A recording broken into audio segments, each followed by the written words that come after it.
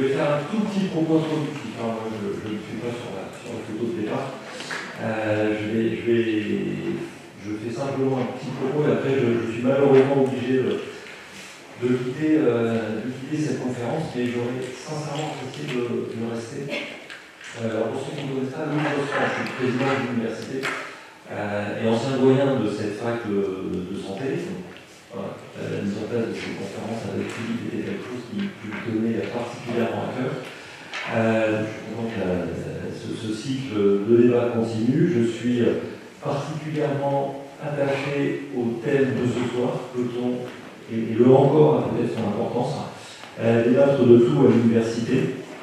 Donc c'est un thème dans mes nouvelles fonctions qui me tient encore plus à cœur. Donc je pense très sincèrement, mais arrêtez-moi monsieur le ministre, que la réponse est oui. Et qu'elle doit être oui. Sinon c'est, j'allais vous dire de façon un peu triviale, c'est la fin des haricots. Si aujourd'hui, à la vitesse à laquelle circule l'information, à laquelle se montrent les ragots, les contre-vérités, les mises en procès, si nous ne sommes pas en retour ici à l'université capables de parler de tout, et je pense que dans le parler de tout, on peut aller sur tous les sujets, même ceux qui peuvent paraître, mais l'université doit tout questionner. Certaines fois c'est pour défendre, d'autres fois c'est pour démonter. Et si on ne parle pas de tout pour défendre ou pour démonter, on va passer à côté de la moitié de la vérité. Alors, en médecine, il y a un petit adage qui dit que quand on apprend que la moitié des cours, on va tuer la moitié des patients. Voilà. Donc là, si on ne parle pas de tout et si on ne parle que de 50% des choses, on va rater 50% définitivement de la vérité.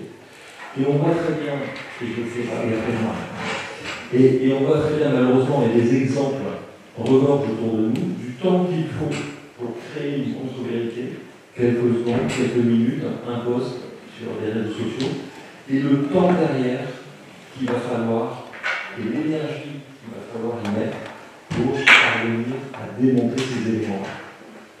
Je pense même qu'on n'a jamais démonté. Il y a encore aujourd'hui des choses hallucinantes qui tournent. Je ne parle même pas des faits médicaux et scientifiques, parce que cela, pour le coup, il n'y a qu'une seule vérité, elle est scientifique, point.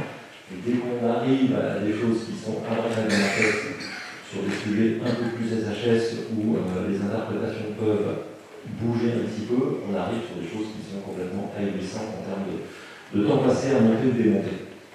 Donc, il est absolument indispensable que l'on puisse parler de tout, que l'on puisse s'intéresser à tout en milieu universitaire, que l'on puisse tout questionner, que l'on puisse ouvrir tous les débats, parfois pour en dire le plus grand mal, parfois pour les défendre, mais si on ne le fait pas, je pense que l'université passe très sincèrement à côté de son rôle fondamental.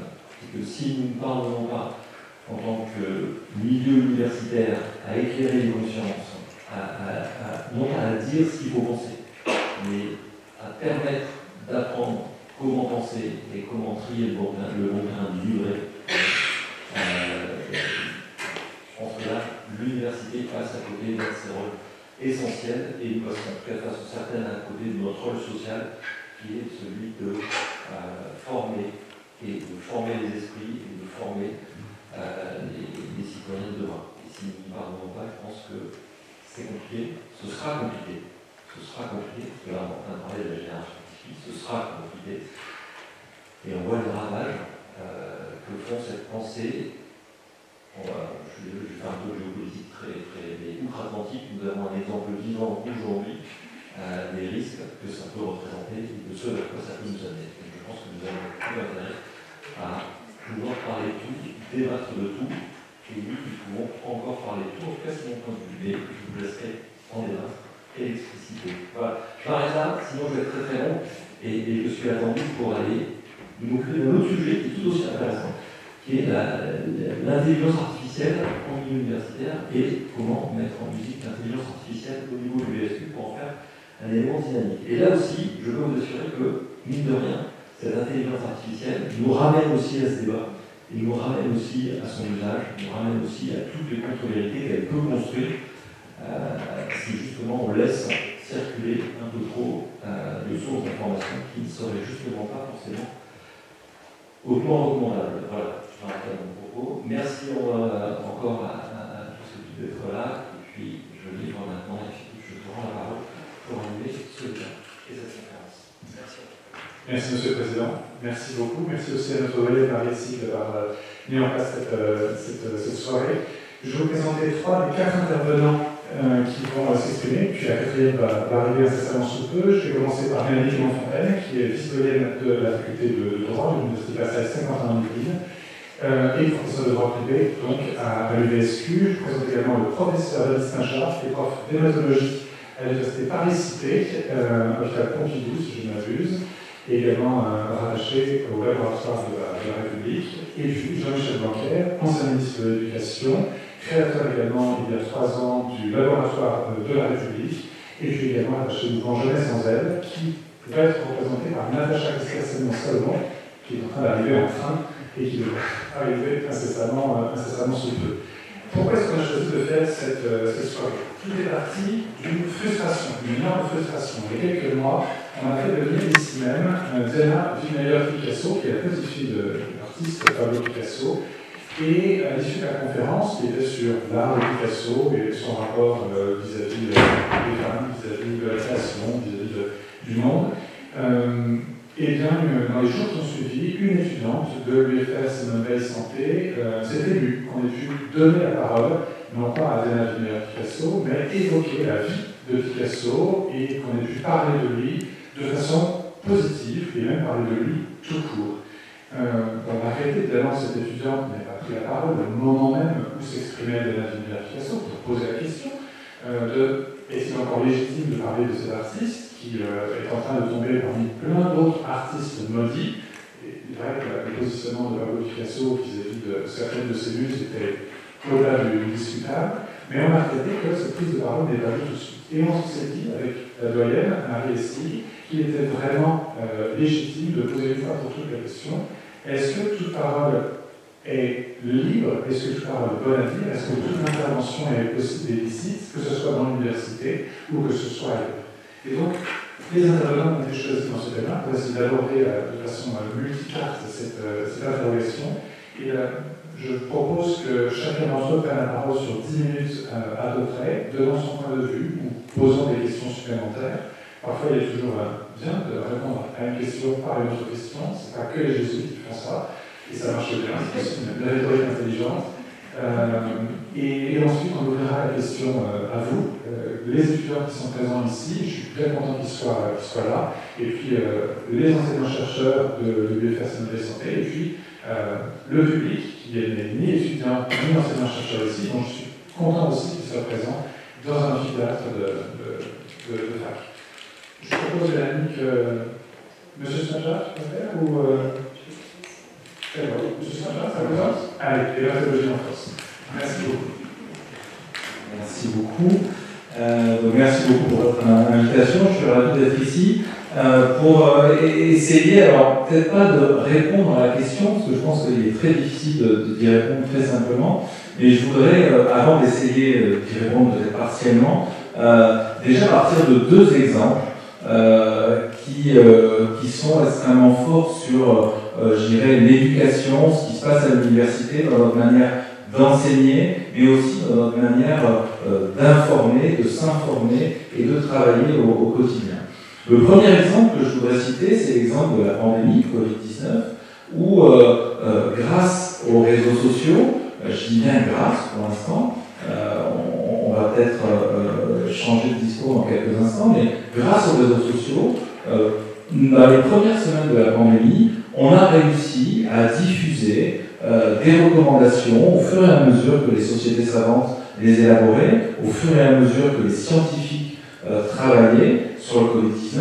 C'est grâce à Twitter notamment qu'on a été en relation très rapidement en février 2020 avec l'hôpital de Wuhan pour pouvoir faire des visios par la suite, pour pouvoir discuter des prises en charge de cette maladie Covid-19. Et je dirais que dans notre bulle hospitalière, les premières semaines de la pandémie, les réseaux sociaux étaient plutôt quelque chose de positif, puisque c'était vraiment, le monde scientifique et médical commençait à s'approprier les réseaux sociaux depuis quelques mois, quelques années. Et là, on s'est dit, eh bien, grâce aux réseaux sociaux, eh bien, on communique très vite, on donne à la communauté médicale internationale des recommandations au fur et à mesure qu'elles sortent, et c'était un vrai point positif. Alors, bien entendu, on a rapidement, on a vu apparaître le deuxième volet de ces réseaux sociaux et de ce drame informationnel, on reviendra dessus dans quelques instants, avec toutes ces fausses vérités qui circulent. Alors on savait que les fausses vérités, la désinformation étaient diffusées beaucoup plus rapidement que la vérité sur les réseaux sociaux, mais là ça a pris des proportions qui, je pense, n'étaient absolument pas suspectées en termes de santé publique. On a été tous impactés par cette pandémie qui a touché la terre entière, et les fake news ont diffusé très rapidement, beaucoup plus rapidement que les recommandations des sociétés savantes.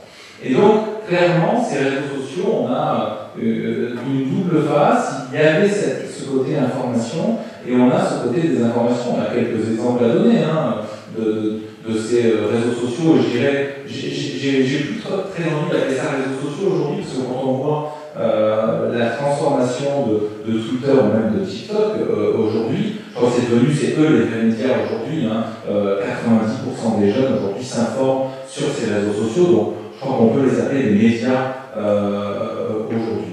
Et quand on regarde ces médias, et notamment les prises de position totalement anti-scientifiques, notamment pour ne citer que Donald Trump ou Elon Musk, on peut, dans les heures qui suivent ces discours ou les tweets de Donald Trump, qui était président à l'époque, pendant son premier mandat, eh bien on voit des pics incroyables de commandes de médicaments qu'il proposait, de changements d'attitude thérapeutique de gens qui avaient une grande audience sur les réseaux sociaux. Et donc, la parole étant totalement libre sur ces réseaux sociaux, eh bien, on a vu des catastrophes médicales arriver. Alors, le deuxième exemple que je voulais citer en introduction, c'était la manière d'enseigner aujourd'hui.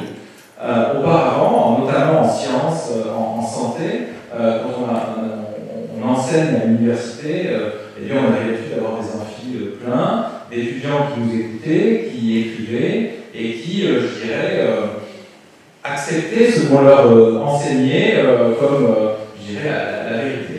Alors, en introduction, le président de l'université a dit que la science n'était pas une opinion, la science, elle est démontrée, et à un jour J, on a une vérité scientifique. La vérité scientifique, elle est évolutive, très clairement, et la pandémie en est un exemple parfait. Mais pour revenir à l'exemple de la façon dont on enseigne, maintenant on enseigne, alors déjà devant des amphis qui sont un peu moins remplis, en tout cas en médecine et en pharmacie, là où j'enseigne, et clairement on enseigne devant des étudiants qui sont derrière leur écran d'ordinateur et qui vérifient en temps réel tout ce qu'on leur raconte. Et aujourd'hui, notamment sur un exemple précis, par exemple, moi j'enseigne à la faculté d'hématologie, et plus particulièrement les maladies de la coagulation, et donc tout naturellement, parce que j'ai travaillé dessus pendant la pandémie et parce que c'est devenu une question médicale, quand j'enseigne les maladies qui thrombosent, donc qui entraînent des caillots dans la circulation, je cite l'infection par SARS-CoV-2, et je cite notamment certains effets secondaires du vaccin AstraZeneca, pour ne citer que lui, puisque c'était le vaccin incriminé dans la prévention de thrombose. Et bien quand je fais ce cours-là, je peux vous assurer qu'à la fin du cours, j'ai des étudiants qui viennent me dire « Mais regardez monsieur, j'ai trouvé ça sur Internet, c'est ce que vous avez dit, c'est contredit. » Et donc on a une autre façon d'enseigner. Une autre façon d'enseigner, et pour commencer peut-être à appréhender la vraie question d'aujourd'hui, eh bien, est-ce qu'on doit parler de tout? Eh bien, je dirais la pandémie n'est plus vraisemblablement l'accès à une information très rapide, immédiate, fait qu'on interagit beaucoup plus, en tout cas en santé, avec les étudiants, puisque les étudiants ont très vite accès à des contre-vérités et ont accès d'abord à des contre-vérités scientifiques, et que ça nous a, au-delà du débat qu'on doit avoir, chez des étudiants qui venaient historiquement prendre la bonne parole médicale, eh bien aujourd'hui, on doit beaucoup plus expliquer et on doit mettre dans nos enseignements aujourd'hui une éducation à la science, une éducation aux institutions. Alors, on commence à le faire dans nos études, dans les études de santé, beaucoup plus qu'avant. Pour expliquer comment on met au point un médicament, comment on fait un essai clinique, on en parle très tôt aujourd'hui dans les études, alors que ce n'était pas le cas avant. Avant, on apprenait le diagnostic, comment on diagnostiquait, comment on traitait. Aujourd'hui, très rapidement, moi en tout cas, j'essaie d'intégrer comment on démontre l'effet d'un médicament, comment on développe un essai clinique. Et je crois que c'est hyper important sur les étudiants en santé, mais je crois que c'est valable partout d'enseigner la vérité scientifique. Comment aujourd'hui à 17h30, il y a une vérité scientifique sur plein de choses. Je ne suis pas sûr que ce soit cette vérité scientifique dans 6 mois, à la même heure, ce soit la même. On aura d'autres démonstrations. Et ça, c'est très important, ça ouvre la parole. Et je crois que pendant la pandémie, les gens se sont rendus compte de ça. Alors, sur le mauvais versant de la vérité scientifique, en se disant les scientifiques, les médecins racontent tous n'importe quoi à la télé. Alors oui, il y a plein de médecins qui racontent n'importe quoi à la télé. Et justement, en ne respectant pas les règles de la vérité scientifique, on ne peut parler de choses, surtout au grand public, que quand elles sont démontrées. Et il faut apprendre les règles de comment on démontre ça, et on doit éduquer toute la population, on doit éduquer nos jeunes, mais on doit éduquer aussi nos médias, et donc il va falloir éduquer ces médias en mettant des règles, mais aussi en ne quittant pas ces médias. C'était le dernier point que je voulais en préambule évoquer. Aujourd'hui, ces médias, Twitter, TikTok et tous les autres réseaux sociaux, aujourd'hui, notamment sur Twitter, suite à l'élection, la deuxième élection de Donald Trump, suite au rachat de Twitter et de devenu X par Elon Musk, on a vu, notamment en France, toutes nos institutions scientifiques quitter Twitter. Et donc, quitter, je dirais, une source d'information pour la population, pour les jeunes surtout. Et à mon sens, ça n'engage que moi aujourd'hui, je pense que c'est une énorme erreur. Aujourd'hui, la parole est libre, beaucoup plus qu'avant, mais si nous, institutionnels, personnes qui fabriquons la vérité scientifique avec les règles de la science, on ne participe plus à ce débat pour informer, pour démontrer, le public il est toujours là. Et on laisse les réseaux sociaux et la parole libre aux désinformateurs, dont on sait qu'elle va très vite. L'algorithme, il va très vite sur la désinformation. On parle même, il y a une expression anglo-saxonne de data poisoning, d'empoisonnement de l'algorithme. On fournit avec l'intelligence artificielle, avec l'algorithme, on fournit des fausses informations pour qu'elles aillent vite et pour qu'elles diffusent très vite. Aujourd'hui, si nous on n'est plus sur ces réseaux sociaux, eh bien on n'a plus de contre-vérité, on n'est plus là pour essayer d'endiguer ces contre-vérités. Donc je pense qu'il y a une vraie place de nous enseignants et de l'éducation et de la parole libre à replacer. Oui, il faut parler de tout, oui, on peut expliquer tout, il faut être capable d'expliquer une démonstration scientifique, une démonstration tout court, et il faut garder cette place, et je pense que l'espace médiatique doit être à prendre. La science est souvent absente, notamment en France, des politiques, des médias, et on doit certainement infuser un peu plus ces médias et la science, et pas laisser le terrain libre à la désinformation. Et donc, pour commencer à répondre, oui, l'université, on doit pouvoir parler de tout, on doit pouvoir beaucoup plus expliquer, et on doit beaucoup plus expliquer, en tout cas, je trouve qu'il y a quelques années. Merci beaucoup pour rebondir justement sur les institutions qui ont quitté X dans le nouveau nom de Twitter. Maintenant qu'Elon Musk est parti de l'administration Trump, on peut peut-être s'attendre à un retour de ces institutions dans ce média, mais c'est tout à fait objectif et bien vu de les étiqueter médias et non plus aux réseaux sociaux, mais vraiment dans un lieu d'information, qu'elle soit bonne, qu'elle soit mauvaise, mais d'information en tout cas, parfois de désinformation. Tout à fait. Je vais passer la parole à M. Blanquet, si tu veux bien, Mélanie, pour continuer justement avec un regard aussi celui de l'expérience de celui qui a dirigé l'éducation nationale pendant un certain temps, et celui qui, avec le fruit de cette expérience-là, a monté un think tank qui est un lieu de réflexion où justement la parole est libre pour éviter toutes ces désinformations et défendre institutionnelles et les valeurs de la République. Merci beaucoup et merci pour l'invitation. Je suis très heureux d'être avec vous aujourd'hui et d'avoir ce débat sur un sujet qui est absolument essentiel. Je commencerai aussi par une anecdote parce que ce que vous avez dit m'y invite et j'essaierai d'en tirer quelques leçons. Mais une anecdote pendant l'épidémie, c'est plus qu'une anecdote, c'est disons un moment de l'épidémie.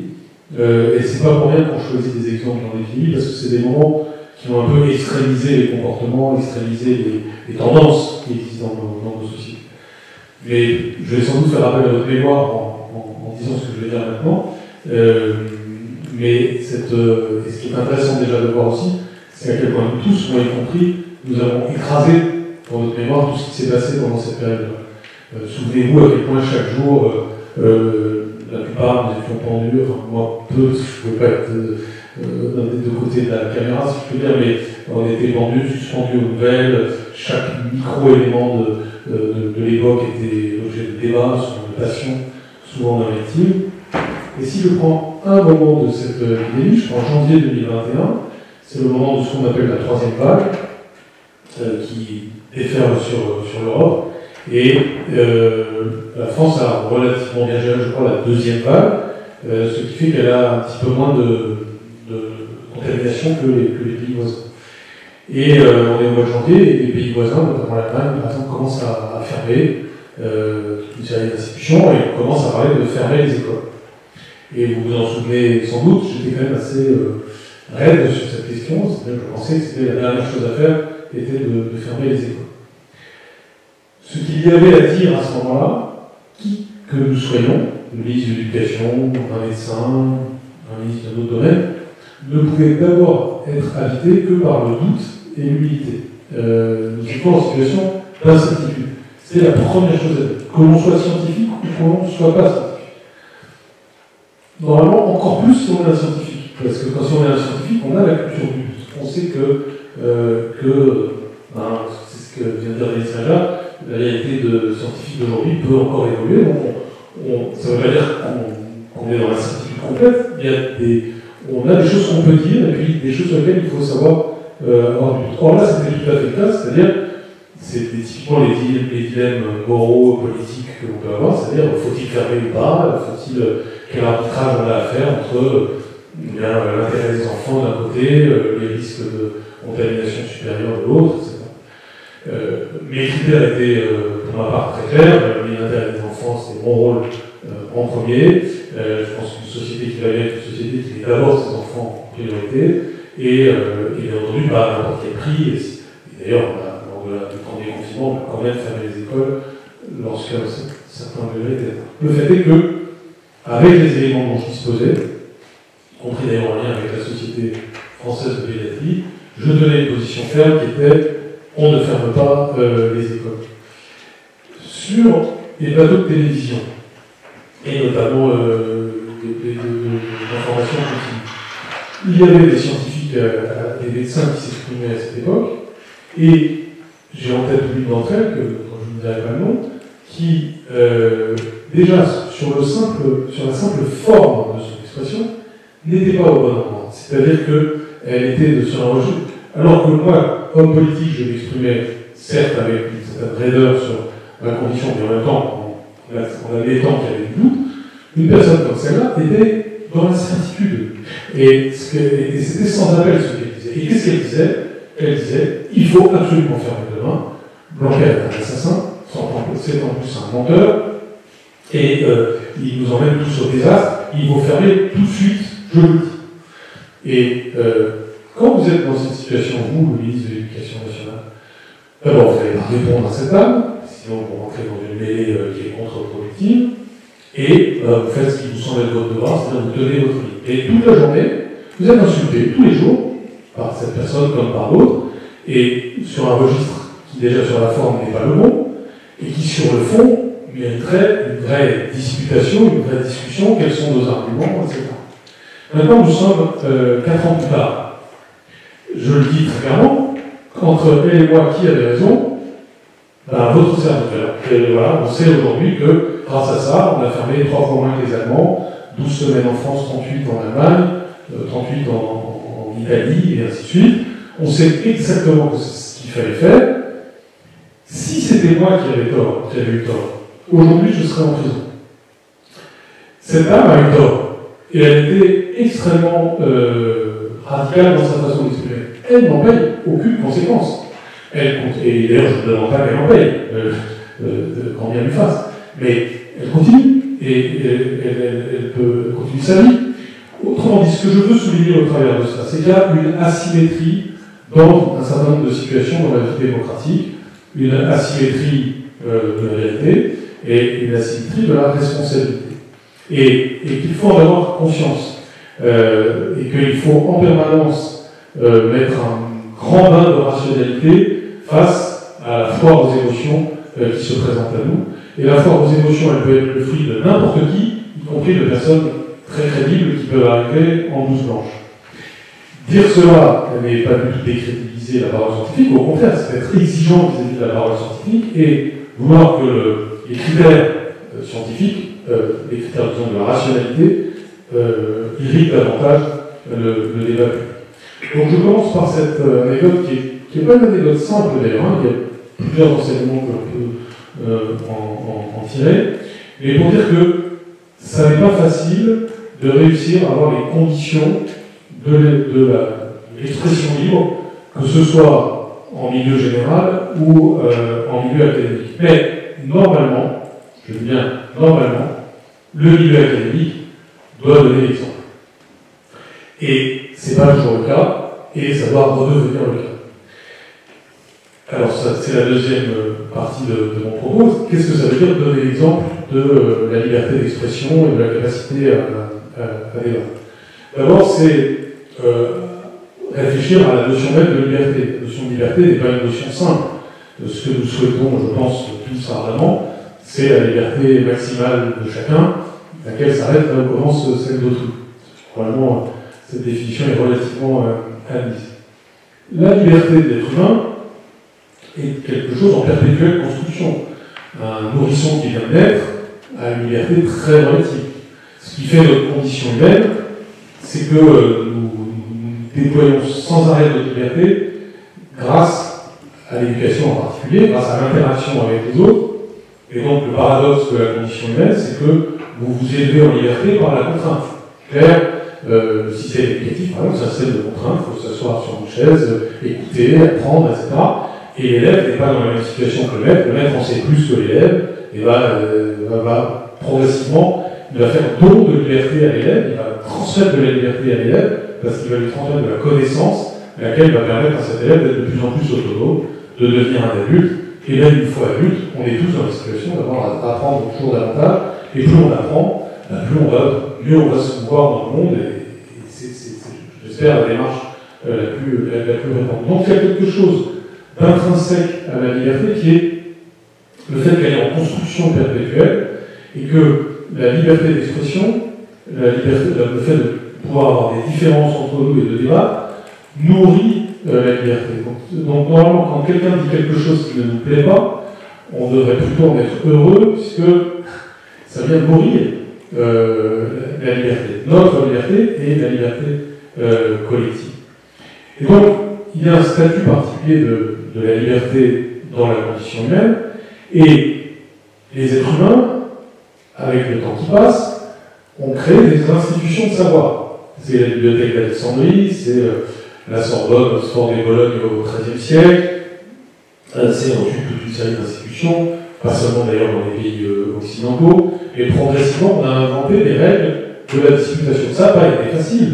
La Sorbonne au XIVe siècle, c'était plutôt un lieu d'inquisition qu'un lieu de liberté, mais ça a quand même été le creuset progressivement d'une liberté qui s'est affirmée, notamment avec la philosophie des Lumières, et au XVIIIe siècle, avec la Révolution française américaine, et la création d'un nouveau modèle d'université en Allemagne au début du XIXe siècle, eh bien, on y arrivait, et conséquence de la pensée des Lumières, je pense notamment à la pensée de Kant après son ouvrage intitulé Le conflit des facultés, eh bien, une pensée sur l'université, une pensée de ce que doit être l'université, qui est celle dont nous sommes encore les héritiers aujourd'hui, c'est-à-dire le lieu de la liberté académique, mais avec des critères de rationalité dans la dispute académique. Autrement dit, tout le monde peut s'exprimer, mais en même temps, il y a des critères pour voir quand on dit quelque chose de juste ou quelque chose qui soit n'est pas vérifiable, soit même est carrément faux. Et je ne vais pas faire la tête des penseurs qui ont réfléchi à ça, mais par exemple, Karl Popper, au XXe siècle, a bien montré qu'une pensée n'a pas la même valeur que l'autre si elle est falsifiable, autrement dit, s'il est possible de démontrer qu'elle n'est pas exacte. Or, il y a plein de choses, notamment dans les milieux complotistes aujourd'hui, qui sont des pensées non falsifiables, c'est-à-dire des pensées qui sont en quelque sorte insaisissables parce qu'il n'y a pas la possibilité de démontrer qu'elles sont fausses. Et puis il y a des pensées très falsifiables, certaines sont justement fausses. Par exemple, si vous dites que la Terre est plate, oui, vous pouvez démontrer que c'est pas vrai. Et puis des choses qui sont justes jusqu'à ce qu'on démontre le contraire. Et c'est le type de vérité dont parlait David Smadja tout à l'heure. Bref, les institutions de savoir se sont construites sur ces idées-là, c'est-à-dire sur une condition humaine où la liberté a ses caractéristiques que j'ai énoncées, et deuxièmement, la possibilité de se rassembler dans un lieu très spécifique qu'est l'université pour y jouir de la liberté de chercher et de discuter. Et bien sûr, toutes les sciences ne sont pas exactement dans la même situation par rapport à ça. Or, ce qui se passe à intervalles réguliers, qui se passe notamment depuis quelques années, c'est une forme de police de la pensée se développant dans les universités, extrêmement visible aux libertés académiques. Et c'est pas la première fois que ça arrive dans l'histoire, mais le fait est que, et on y a fait référence, aux États-Unis, à l'université, on a commencé à voir apparaître des pensées qui, en quelque sorte, cherchaient à abolir les autres pensées, à empêcher, par exemple, certains professeurs d'enseigner, au nom de différents critères. Et ces restrictions à la liberté au nom de principes moraux ont conduit à des débats très tendus aux États-Unis sur ce sujet, et qui ont généré en réaction à ça le Trumpisme, les théories de Donald Trump sur l'université, dont nous voyons aujourd'hui qu'elles vont contre la liberté académique. Autrement dit, on a des attaques encore plus fortes aujourd'hui à la liberté académique venues du nouveau pouvoir. Et si je devais résumant une formule de ce que je viens de dire, c'est qui a semé le Trumpisme, on récolte maintenant qui a semé le wokisme, on récolte maintenant le Trumpisme. C'est-à-dire que vous avez eu, dans les universités américaines, une série de folies qui ont ému l'opinion publique, laquelle, de manière un petit peu, a été canalisée de manière simpliste par Trump vers une vision qui est maintenant en train de se réaliser, et qui est absolument abominable vis-à-vis des libertés académiques. Est-ce qu'il y a une voie aujourd'hui entre ces deux extrêmes, entre ces deux atteintes à la liberté académique, qui ne sont pas de même nature, et je ne fais pas une symétrie pure entre les deux, mais qui sont dans les deux cas des atteintes à la liberté de penser?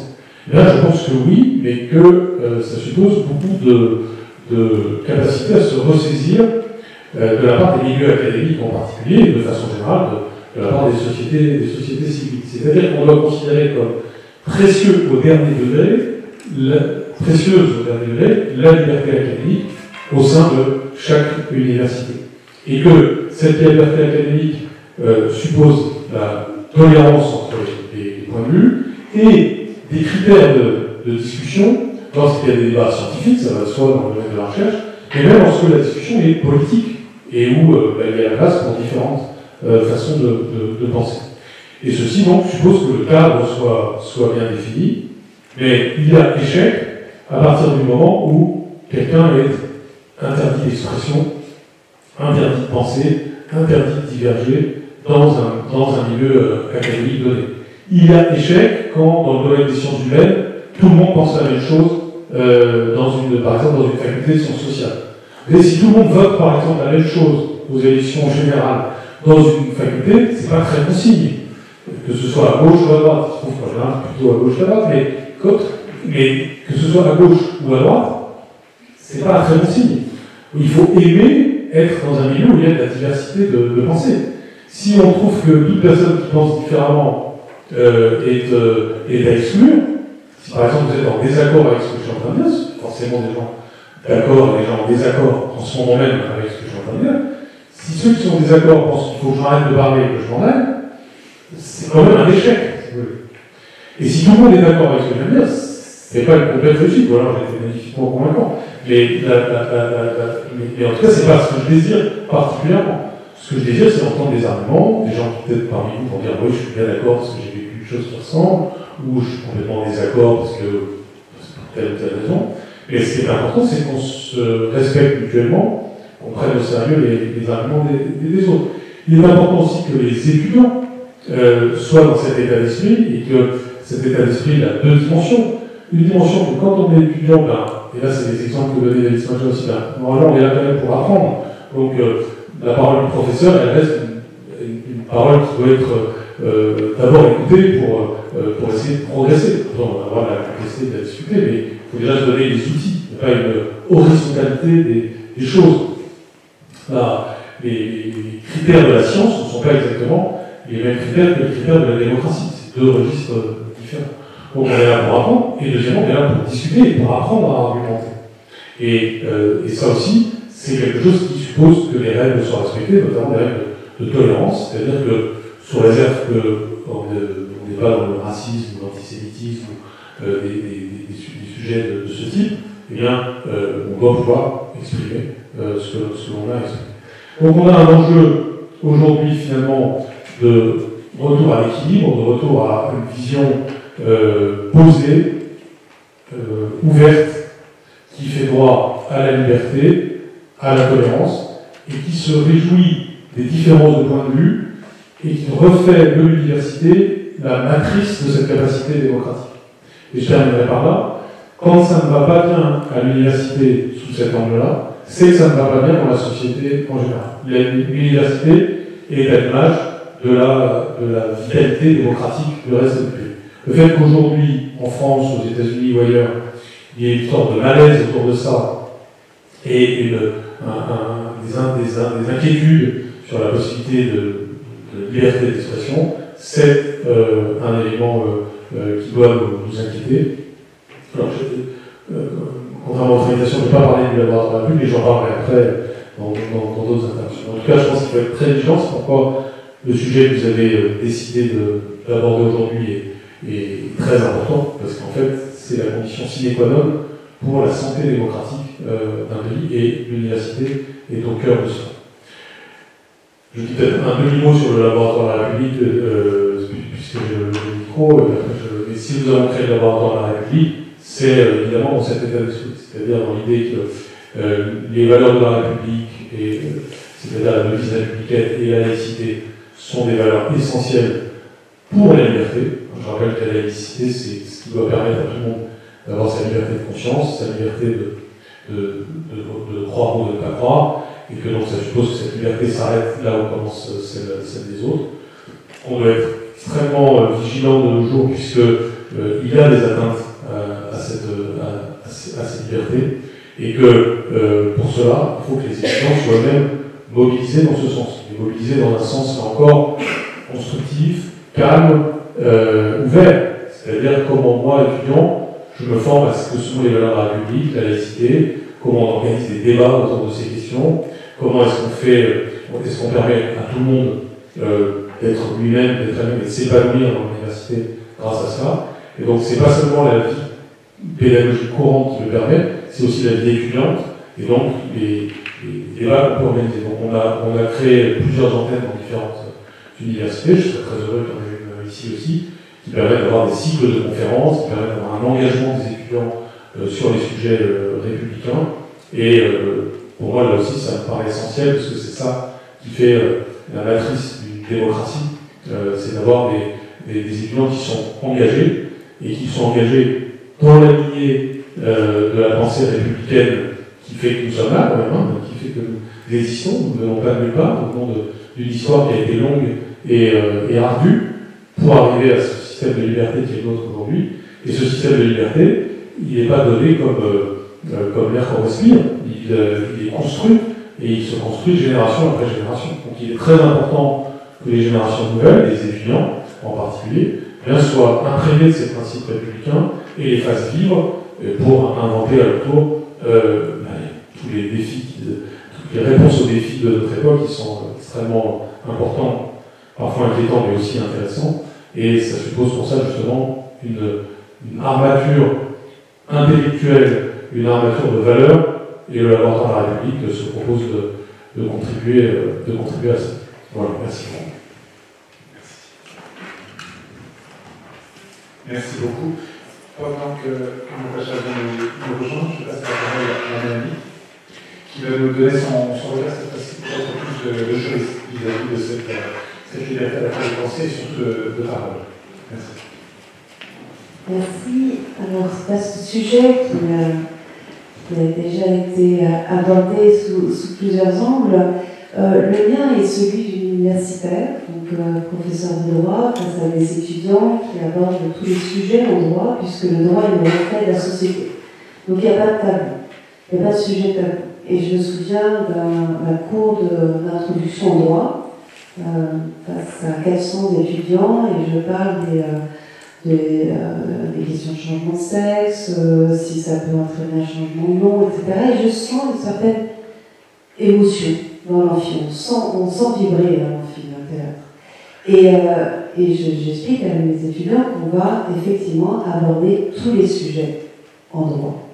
Parce que le droit, c'est ce qui se passe dans les familles, c'est ce qui se passe dans les relations avec son épicier quand on va acheter sa nourriture, c'est ce qui se passe avec le propriétaire de son appartement, etc., etc.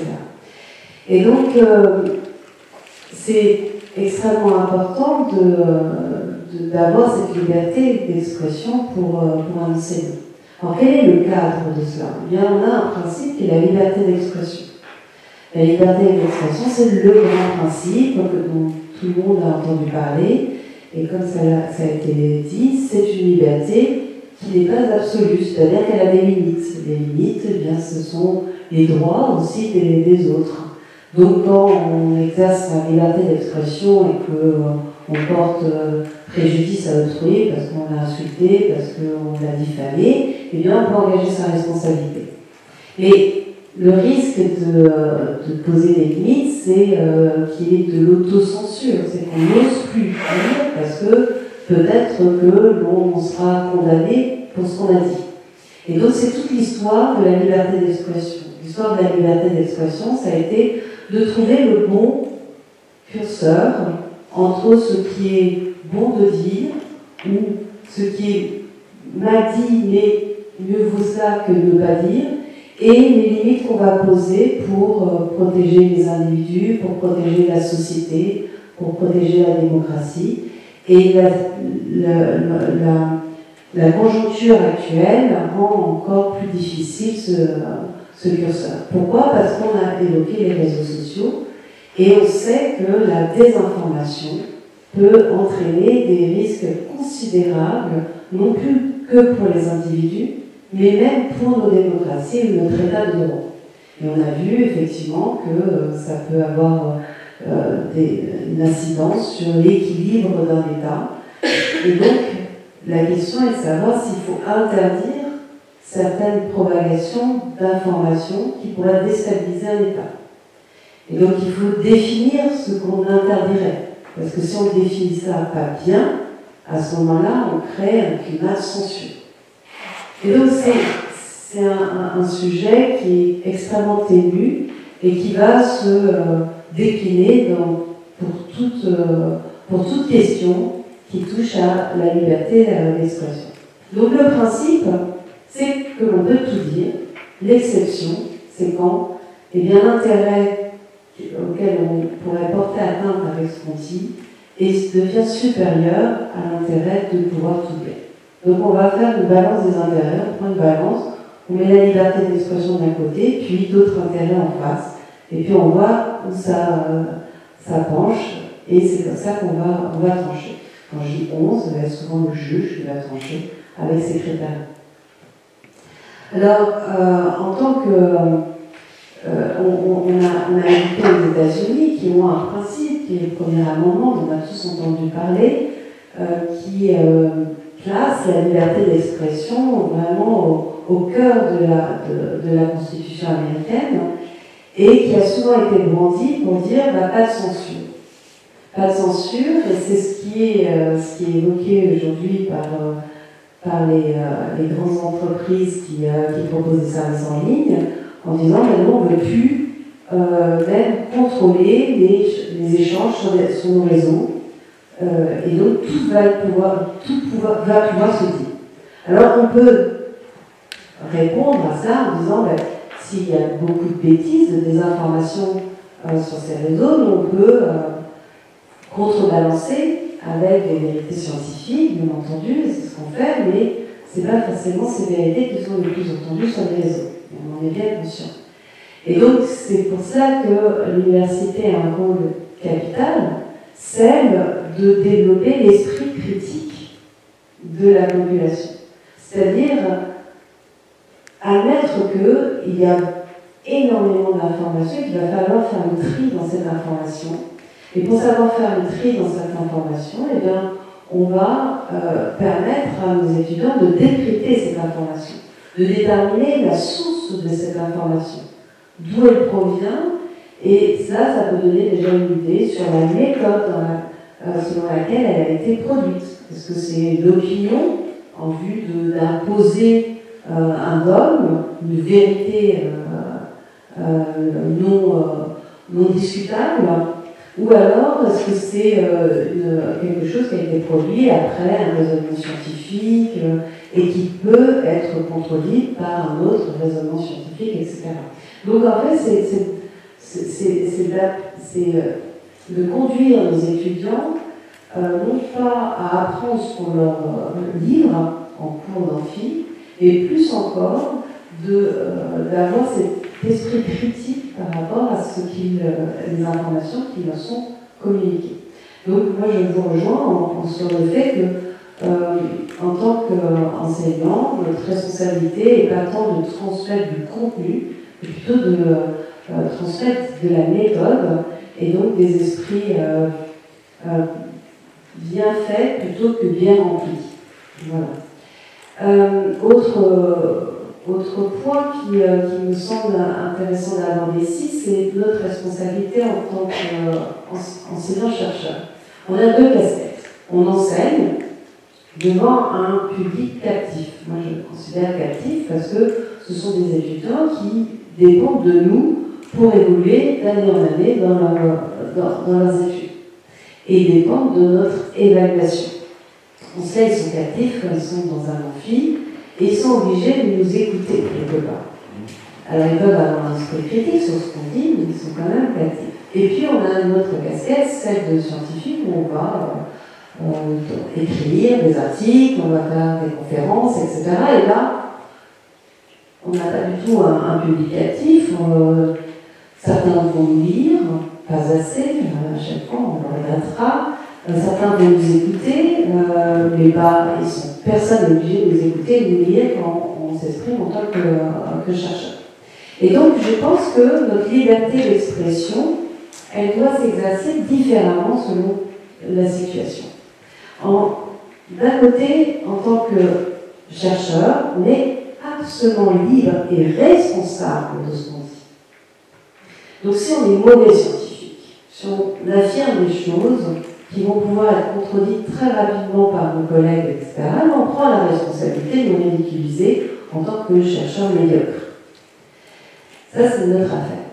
En revanche, les Carbonnier qui disaient le silence ou la gloire. Voilà, c'est à nous de choisir si on veut la gloire, on va travailler et essayer de fournir un travail qui va durer dans le temps, qui va marquer les esprits, marquer la science, ou alors on va être médiocre et on tombera dans l'oubli. Deuxième casquette, c'est l'enseignement. Là, en revanche, je crois qu'il nous faut être attentif. On a un public qui est fait d'énormément de sensibilités différentes, et donc j'ai commencé cette petite présentation en disant, en tant qu'enseignant de droit, j'aborde tous les sujets. Il n'y a pas de tabou. Et ça, j'y crois réellement. Et après, il y a la manière de le faire. Et donc, c'est très important, quand on s'adresse à nos étudiants, de leur expliquer justement ce qu'est la démarche scientifique. La démarche scientifique, c'est je vous démontre quelque chose, je fonde mes dires, vous pouvez discuter, mais en abordant le même raisonnement scientifique. Donc tout ce que je vous dis est un sujet à discussion d'un point de vue scientifique. En revanche, je ne suis pas là pour vous affirmer mes convictions personnelles, mes sensibilités personnelles. Ou alors, je le précise. Je dis attention, ici, c'est une opinion qui est extrêmement personnelle, que je ne veux pas, je peux la partager, mais je ne vous la pose pas. Voilà. Donc c'est cette nuance qu'il faut aborder, ce respect, à mon avis, du public que l'on a, et sa sensibilité. Ça ne veut pas dire qu'on se censure, ça veut dire qu'il faut avoir à mon sens, beaucoup de mesures dans la manière dont on l'exprime et beaucoup de nuances, et justement montrer à nos étudiants que ce que l'on dit et voilà, à quel niveau on se situe, si on est en train de faire une démonstration ou si on est en train de partager une opinion. Et pourquoi pas partager une opinion, mais il faut l'identifier. Et je pense que c'est cela qu'on a parfois oublié de faire, et ce qui a pu susciter des réactions épidermiques de la part des étudiants.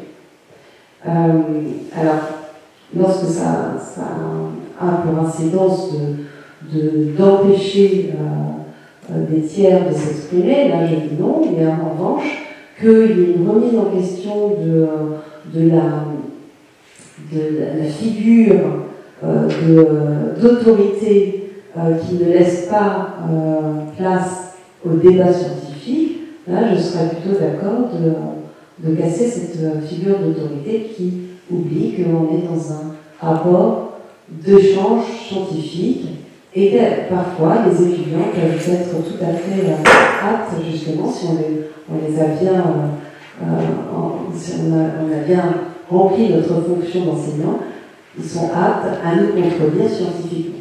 Voilà ce que je voulais dire très simplement. Merci beaucoup, Mélanie. Ça amène aussi à une question, ce que tu viens de dire, c'est qu'on va peut-être essayer de répondre un tout petit peu après.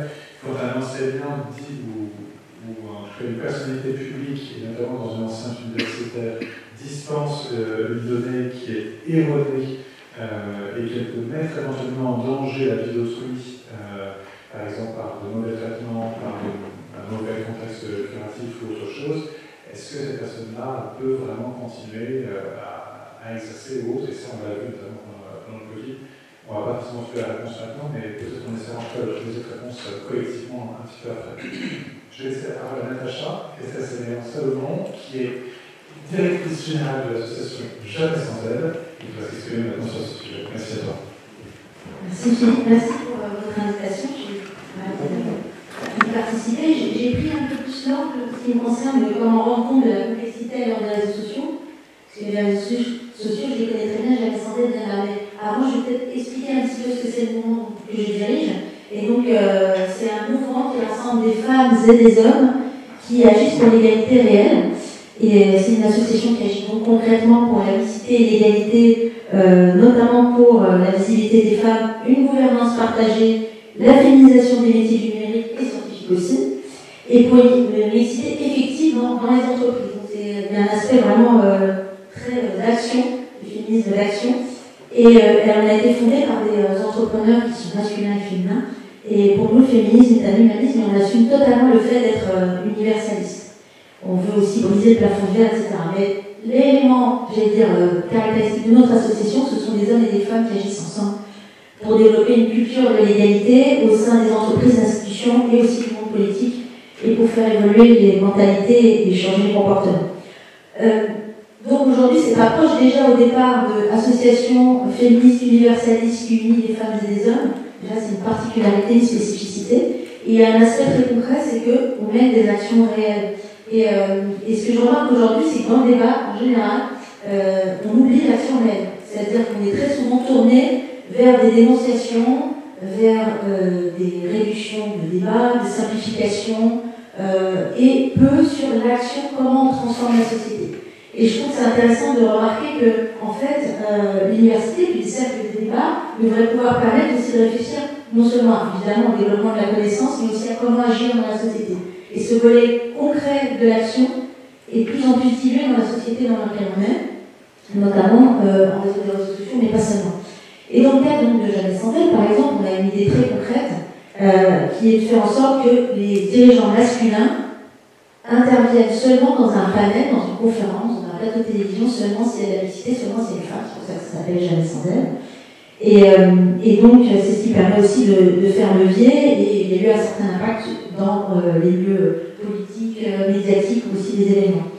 Et ce que je trouve intéressant, donc, comme je le disais, aujourd'hui, c'est de savoir comment on fait pour agir.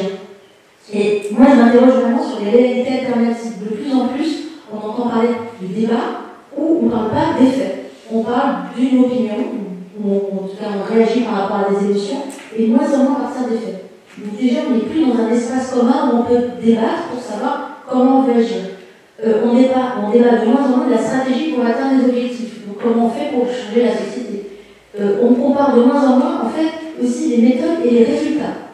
C'est très décorrélé avec l'impact des actions. On entend parler de choses diverses dans le débat public, et on se demande rarement, en fait, c'est quoi l'impact réel de ça. Et aussi, une autre chose, c'est qu'on oublie le temps qu'il faut. Ah, c'est pas Jean-Michel que je vais répéter, mais c'est vrai que, comme tu sans doute dis, ça met du temps à développer une action politique, une réflexion et d'agir, mais aussi dans la société civile et dans le monde associatif, on oublie un peu. Alors, je fais juste un parallèle, par exemple, sur les droits des femmes. Alors, bien sûr, il y a Olympe de Gouges, autour de la Révolution, qui a essayé de promouvoir les droits de la femme et la citoyenne, qui était donc une pionnière. Puis, 80 ans plus tard, c'est même déjà un petit peu de temps, on a la militante Aubertine Auclair qui a été celle qui a porté aussi ces débats et ces revendications, et les premières manifestations féministes significatives. Il a fallu attendre encore la Première Guerre mondiale et 1914 pour avoir des manifestations d'ampleur, et enfin la Deuxième Guerre mondiale, et là on était un peu, entre guillemets, obligé de donner le droit de vote aux femmes, parce qu'elles avaient un rôle notamment majeur, même s'il n'est encore pas suffisamment reconnu dans la résistance, et c'était intenable de ne plus donner le droit de vote aux femmes. On imagine le temps que ça a pris entre toutes ces phases, avec pourtant vraiment des vagues importantes. D'ailleurs, en France, on rappelle souvent, on a été très précurseurs en la matière. Donc, ce qu'on voit, c'est que ça met vraiment du temps. Le moment où on a des mobilisations massives, le moment où on a des lois, et le moment où ça s'applique. Et ça, on l'oublie aussi, c'est que ça met du temps. Donc, on ne peut pas agir en instantané, on ne peut pas faire une revendication immédiate en faisant seulement une campagne sur les réseaux sociaux, en voulant un résultat immédiat. Ça ne fonctionne pas. Il y a aussi une inflation des revendications. Et puis aussi, d'un autre côté, on a des projets de loi, parfois mal ficelés, qui sont liés à l'actualité. Là aussi, les politiques rentrent dans une logique où ils vont faire une loi qui sera soit mal adaptée au contexte, qui sera mal appliquée, et ce qui renforce l'idée aussi que les politiques n'agissent pas vraiment sur la société et la réalité. Alors, je prends deux exemples. Il y a la fameuse loi sur l'égalité salariale de 1972, qui a évolué dans le temps, mais malgré ça, aujourd'hui, il y a encore 15 à 20% d'écart salarial moyen entre les femmes et les hommes en 2025. Alors, il y a plein de paramètres qui rentrent en ligne de compte, c'est pas un débat simple, mais c'est pour dire quand même, il y a plus de 50 ans que cette loi est passée, et on pourrait dire, allez, se défendre les droits, faire en sorte qu'il y ait des lois, c'est la moyen de changer la société, mais en fait, derrière, vraiment pas forcément. Ça ne transforme pas aussi facilement. Une loi qui est connue plus aujourd'hui des jeunes générations, c'est celle de la loi Chiappa, sur par exemple le harcèlement de rue. Sur le principe, on dit oui, bien sûr, on aimerait bien qu'on puisse lutter contre le harcèlement de rue, qui augmente d'ailleurs aujourd'hui. Oui, ça a été voté, c'est une action symbolique, ça fait du débat pédagogique. Résultat, à peine 3000 contraventions aujourd'hui. Alors qu'aujourd'hui, il y a un sondage qui dit que 100% des utilisatrices des transports en commun ont subi des agressions au cours de leur vie. Donc on voit bien que c'est une goutte d'eau, ça ne change pas du tout la société. Donc, c'est compliqué d'agir vraiment, et pour ça, il faut réussir, donc, comme je le disais, le constat réel sans opinion, si possible, en tout cas en étant le plus net possible. Après, on peut avoir des débats sur les méthodes, sur les objectifs, et déjà sur les faits. Et personnellement, je pense que c'est vraiment l'écriture inclusive, de savoir si le barbecue est le symbole de la vérité. Personnellement, je trouve que ce n'est pas du tout des débats intéressants. Et au contraire, ça clive encore plus le débat politique, le débat public. Et ça fait, comme tu disais tout à l'heure, si on va trop dans un excès, eh bien on a l'excès inverse. Pour corriger le wokisme, on va avoir le trumpisme. Si on va trop d'un côté et qu'on clive et qu'on divise même les mouvements progressistes, eh bien finalement vous avez l'effet de balancer de côté et on va vouloir revenir en arrière. C'est aussi parce qu'on en entend beaucoup parler, on a l'impression que ça progresse pas vraiment. Et on entend une petite musique en France, on parle beaucoup des États-Unis, mais qu'en est-il en France? Aussi dans le monde de l'entreprise, il ne faut pas le cacher, dans la société civile, en fait, l'égalité femmes-hommes, les femmes, on en a beaucoup parlé. Elles sont visibles, elles ont atteint avec les quotas, des postes, etc. Mais est-ce que ça a vraiment progressé? Est-ce que vraiment tout le débat qu'on a depuis à peu près 7-8 ans, à peu près du tout, avec plusieurs phases, est-ce que ça a vraiment transformé? Alors oui, il y a le débat public, il y a des dénonciations, avec aussi beaucoup de dérives. Hein. Mais est-ce que ça change? Alors, je le rappelle, c'est un chiffre très simple. Il n'y a toujours que 3 femmes qui sont directrices générales, même pas présidentes, d'entreprises du CAC 40, aujourd'hui. Donc il n'y a aucune femme PDG. Aussi, les discours, le nombre de femmes ingénieurs sur les 10 dernières années augmente pas. Donc malgré le fait qu'on agisse collectivement, qu'il y ait des programmes qui existent, ça n'augmente pas vraiment. Signe inquiétant, dans les 2 dernières mandatures, 2022 et 2024, il y a un tout petit peu moins de femmes députées qu'en 2017. Alors on va dire que 2017 a beaucoup progressé. C'est pas arrivé depuis 1988 qu'il y a une régression entre 2 mandatures du nombre de femmes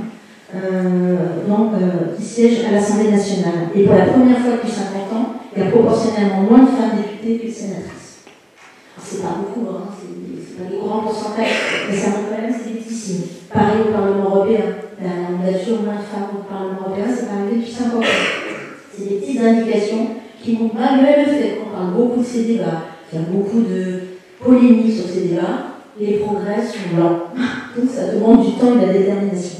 Et aussi, les femmes sont victimes aussi du populisme, c'est les premières à être victimes aussi. Il y a les conservateurs, il y a les obscurantistes en Europe, et comme ailleurs aussi, il y a une grosse tendance à vouloir envoyer les femmes à la maison. Ça monte dans la société, etc. Aussi, au sujet qui est plus inquiétant, c'est que ce prisme déformant, les réseaux sociaux y contribuent, mais pas seulement. On va être dans des bulles, je pense que vous avez dû en parler, des bulles de confirmation, en fonction des gens qu'on suit sur les réseaux sociaux, et bien, forcément, on va plus vers les gens qui partagent les mêmes opinions, suivent des médias qui vont plus dans le sens, etc. Donc, on est moins confronté à des débats d'idées, même en ligne. C'est quand même un grand espace de débat aujourd'hui dans l'opinion publique qui se forme aussi grâce aux réseaux sociaux. Il y a une catégorie de la population qui suit de moins en moins les institutions et qui ont moins en moins confiance et dans les politiques et dans les médias et qui s'informent par des influenceurs divers. Il y en a des intéressants, il y en a aussi qui propagent aussi des opinions qui sont assez éloignées des faits. Dans tous les domaines, on le voit, qui ont des audiences majeures. Si on regarde sur YouTube ou les réseaux sociaux, c'est des audiences conséquentes qui dépassent des émissions de télévision. Donc, tout ça est en train de se transformer. Et donc, il y a une polarisation aussi chez les jeunes, et ça, on n'en parle pas suffisamment aussi. Alors, vous le voyez évidemment dans les débats au sein des universités, mais on le voit aussi une polarisation croissante. Et le Haut Commissariat à l'égalité femmes-hommes a produit récemment une étude qui, en résumé, dit qu'une partie de la jeunesse se divise, se polarise aussi, comme le reste de la société, avec d'un côté des femmes plus sensibles au féminisme, et de l'autre une partie des jeunes hommes plus sensibles à des positions sexistes très dures et au discours masculiniste.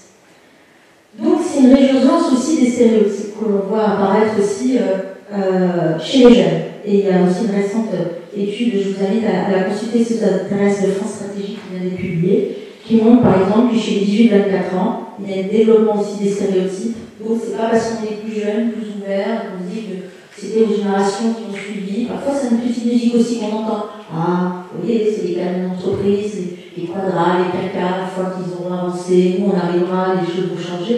C'est pas si sûr. Donc ça aussi, ça demande qu'on ait du débat et qu'on discute de ça, de montrer aussi que ces débats incluent aussi les jeunes, et aussi chez les très jeunes, chez les stéréotypes sur la chez les 11-17 ans. Par exemple, les garçons sont plus marqués par les stéréotypes avec 28% qui pensent que les hommes sont des meilleurs chefs aujourd'hui. Et une dévalorisation du féminin et des comportements aussi féminins. Ça se développe aujourd'hui. Donc je ne vais pas revenir en détail sur les chiffres sur les réseaux sociaux, il y a pas mal d'études et je pense que même que les chiffres sont dépassés aujourd'hui. Et donc, moi, je trouve, je constate avec Jeanne Sandel qu'il y a moins de 10 ans, c'est qu'on a des actions de communication, des médias qui amplifient ça aussi, qui jouent ce jeu, parfois d'amplifier aussi des polarisations qui la nourrissent.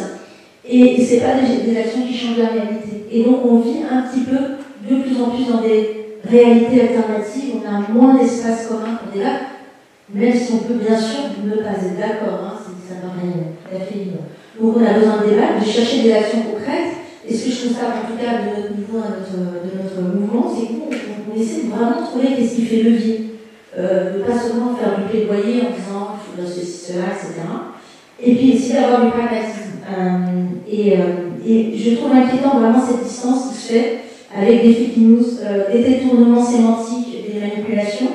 Et aussi, ça crée une frustration démocratique qu'on constate de plus en plus, avec certains qui voudraient finalement que la politique ait lieu en dehors des institutions et créer des attentes irrationnelles. C'est-à-dire qu'on a l'impression qu'on va pouvoir changer très très vite les choses. En fait, il faut beaucoup de détermination.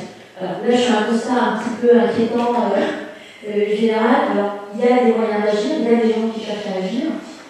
Nous, on en fait partie à notre niveau aussi. Alors, par exemple, à la demande d'étudiants, parce que c'est aussi intéressant de construire des actions qui viennent aussi des publics. J'aime bien, on a des entreprises qui ont travaillé parce qu'elles ont venu avec nous, elles ont demandé d'agir.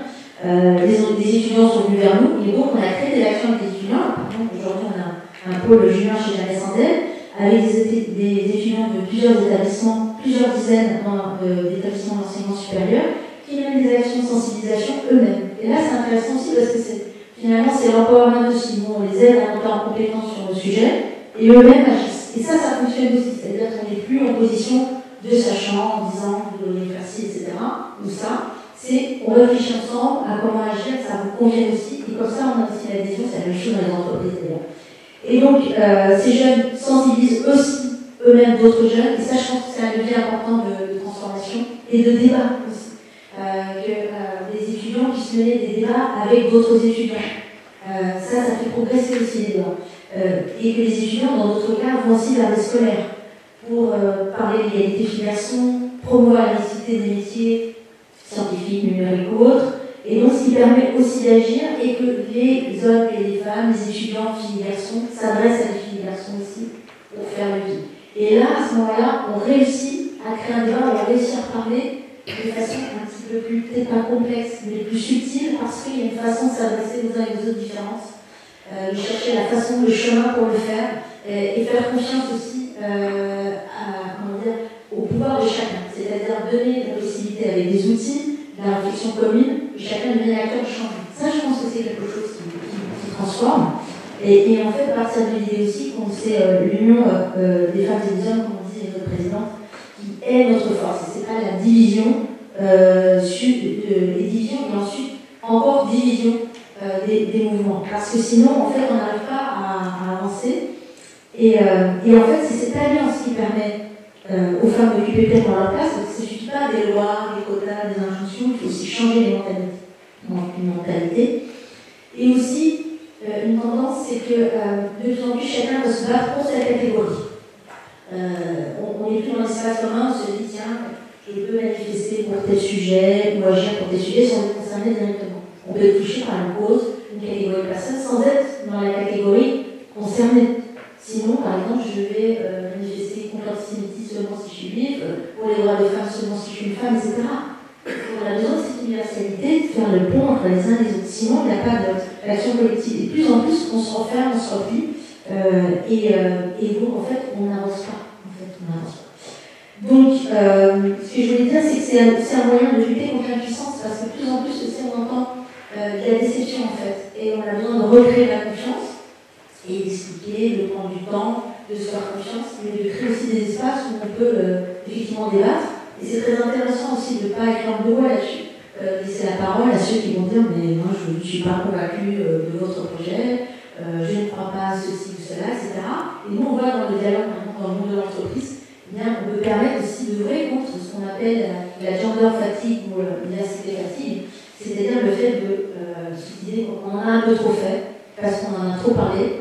Et il y a un ressenti qui émerge, parfois une frustration, et qui fait reculer les idées parce qu'on sent qu'on n'est pas embarqué dans le même projet ou qu'on privilégie une catégorie au profit d'une autre.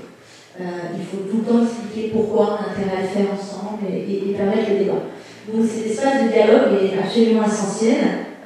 Donc il y a l'idée de façonner les idées, apprendre à penser, mais aussi apprendre à avoir des opinions et surtout de savoir comment agir. Et ça, c'est quelque chose qui me paraît essentiel. Sinon, on a l'impression qu'on a une influence, mais on n'a pas d'impact. et ça on n'en parle pas suffisamment dans le débat public, on a je trouve, des catégories ou des opinions minoritaires qui sont présentées souvent un petit peu comme des tendances majoritaires. En fait, c'est beaucoup plus complexe.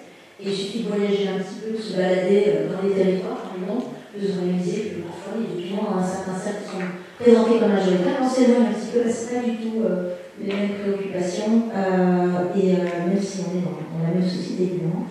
Et donc c'est important aussi d'avoir cette préoccupation de toujours être dans l'action citoyenne, et qui permet aussi de lutter contre ce sentiment d'impuissance et de frustration. Nous aussi, on va dire, finalement, il n'y a que la violence, il n'y a que l'agressivité, voire la haine, qui peut permettre de changer les choses. Non, il faut aussi, dans certains contextes, oui, dans notre histoire de la France, on connaît bien les moments assez violents, mais il faut aussi avancer ensemble et trouver un espace commun. Et d'ailleurs, on le voit en discutant avec beaucoup d'étudiants, c'est que les étudiants nous disent aussi souvent, en tout cas sur les opinions politiques, ce sont les extrêmes qui viennent vers eux.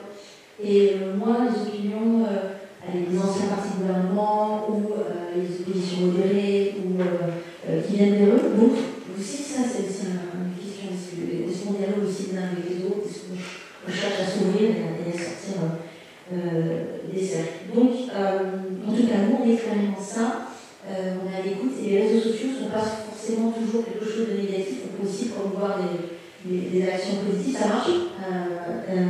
Et c'est aussi intéressant d'être très en contact. Il n'y a pas toujours le prisme, j'allais dire, du côté négatif des réseaux avec les fake news, même si ça existe, la violence, l'agressivité, les dénonciations. Ça peut créer aussi de l'adhésion, on peut aussi promouvoir des idées, mais pour ça, il faut aussi avoir des canaux pour s'exprimer.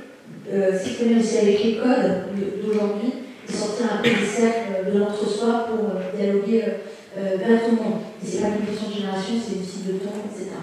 Et on manque peut-être parfois, je pense, d'influenceurs de certaines grandes thématiques scientifiques, médicales, juridiques peut-être, qui nous permettent aussi de contrebalancer, d'apporter une autre voix, parce qu'on entend des choses très très privées, puis parfois même très très fausses.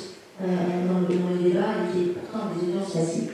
En tout cas, bon, nous on est dans cette démarche, on croit que c'est possible d'avoir une nouvelle génération qui émerge dans les institutions, dans les universités, dans le débat public.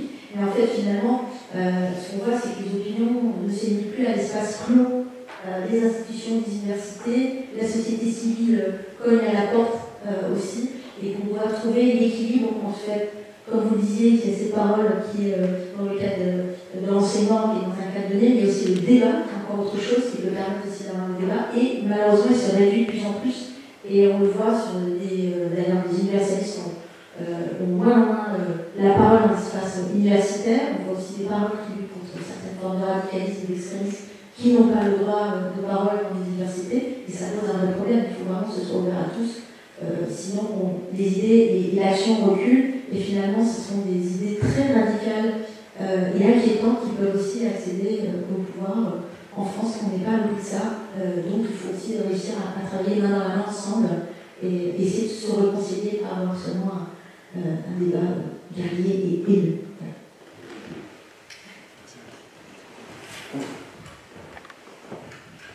Merci beaucoup, Natacha. Merci en tout cas d'avoir donné vos opinions et votre regard autour de tout ceci. Je propose qu'on laisse la parole à la salle si vous avez des questions à poser. Moi, évidemment, j'en ai, mais je ne peux pas non plus vous donner la parole. Notre premier citoyen, Antoine Bric. Merci beaucoup. Moi, je vais être honnête, je reste sur ma fin. Je reste sur ma fin parce que la question qui était posée, c'est peut-on encore débattre de tout à l'université? Et vous avez très très bien répondu à la question, doit-on débattre de tout à l'université, en nous donnant finalement les méthodes de comment il faut le faire.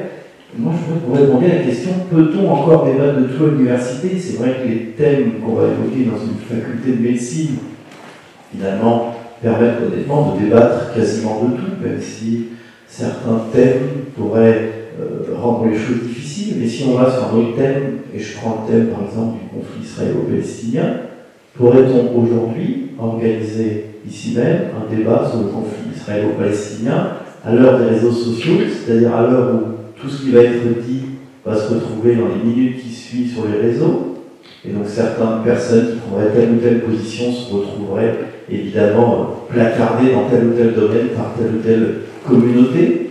Est-ce que vous pensez réellement, quand une conférence est annulée parce que tel ou tel débatteur ne peut pas venir parce qu'il y a un risque à la trouble à l'ordre public, est-ce que vous pensez réellement qu'on peut encore aujourd'hui débattre de tout?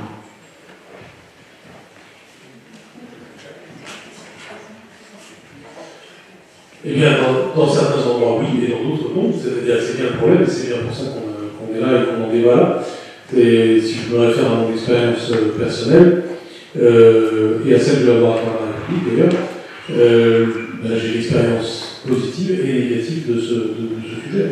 Donc je vais prendre quelques exemples. D'abord, pour dire que justement le laboratoire, on l'a créé pour ça, et que c'est indispensable de créer ce type de lieu. Et donc on réussit à faire des débats dans l'université, mais des fois on est obligé de faire à côté, parce qu'on sait qu'on ne peut pas. L'exemple typique que j'ai récemment, c'est que je suis allé à Lyon, je crois que c'était le jour même où il y a eu l'incident avec M. Valanche. Sauf que lui, ça s'est passé à Lyon 2, moi je parlais à Lyon 3. Donc je ne peux pas en tirer des conséquences trop immédiates, mais je pouvais parler dans une université, puis dans une autre, quelqu'un était en quelque sorte un parole par ses propres étudiants sur des bases scandaleuses, et d'ailleurs le tout accompagné d'insultes et de menaces physiques. Donc très concret, là on parle de la ville de Lyon, il y a un moment où ça a été, où c'est possible, et il y a un moment où ça l'est pas. Donc il faut maintenant, et on peut parfois avoir le sentiment que ça se restreint. Quand j'ai alerté sur les risques du wokisme à l'université, alors maintenant j'utilise presque plus ce mot parce que c'est devenu un mot valise, et à la limite, il y a des effets boomerang de l'usage de ce mot. Enfin, le fait est que, étant encore ministre en 2021, j'ai alerté sur les risques que je voyais, et moi je vois les risques en chaîne sur la formation des professeurs du second degré et ensuite sur les élèves. Le colloque que j'ai parrainé en Sorbonne et que j'ai introduit en Sorbonne sur cette question, qui après tout répond complètement à ce que nous disons aujourd'hui, c'est-à-dire discuter du sujet, voir de quoi on parle. Il a fallu me tenir pratiquement sous protection policière, et j'étais menacé pour y aller, pour en sortir, j'étais encore ministre. Et je ne parle pas de toutes les menaces que j'ai reçues sur les réseaux sociaux à ce moment-là et depuis lors. Il y a donc il faut donc en quelque sorte créer ces espaces et ne céder à rien, ce qui n'est pas facile puisque on vit quand même dans un système d'intimidation. Aujourd'hui, moi je ne suis pas parti de X, je suis encore, mais je tweete assez peu et je suis obligé de m'auto-censurer. Je ne le fais pas complètement, mais parce que je sais qu'il y a certains sujets, vous êtes immédiatement bordé d'un jeu et vous n'avez pas envie d'avoir ça. Notamment, par exemple, si vous parlez d'une autre personne et que vous n'avez pas envie qu'il l'embarquer dans la violence que ça suppose. Donc, les méthodes d'intimidation de certains extrémistes via les réseaux sociaux et via d'autres méthodes d'ailleurs sont évidemment scandaleuses et conduisent à ce qu'on ne puisse pas débattre de tout, puisqu'on ne peut pas le faire tranquillement et avec la certitude du respect d'autrui.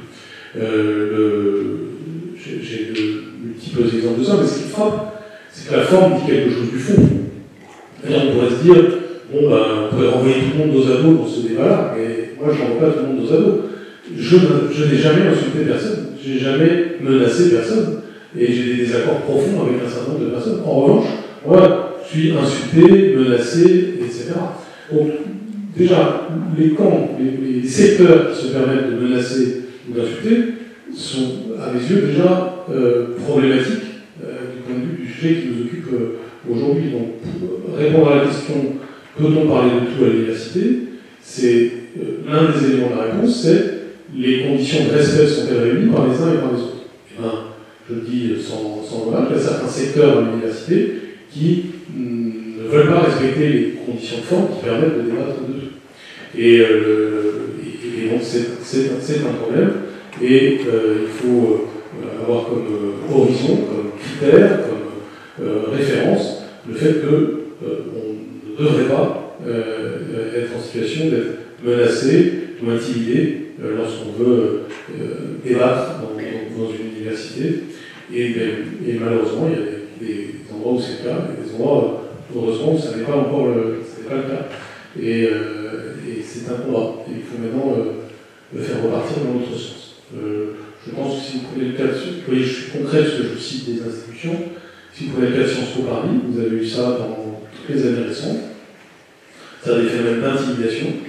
Le fait aussi, effectivement, que les étudiants ont comme offre d'engagement essentiellement des offres assez extrêmes. Mais si vous êtes quelqu'un de modéré, tranquille, vous avez plutôt tendance à raser les murs qu'à pouvoir adhérer à quelque chose. Eh bien, ça a un peu changé ces derniers temps. D'ailleurs, on a créé une antenne du laboratoire de la République à Sciences Po Paris. Le nouveau directeur semble poser les conditions pour que le pluralisme existe.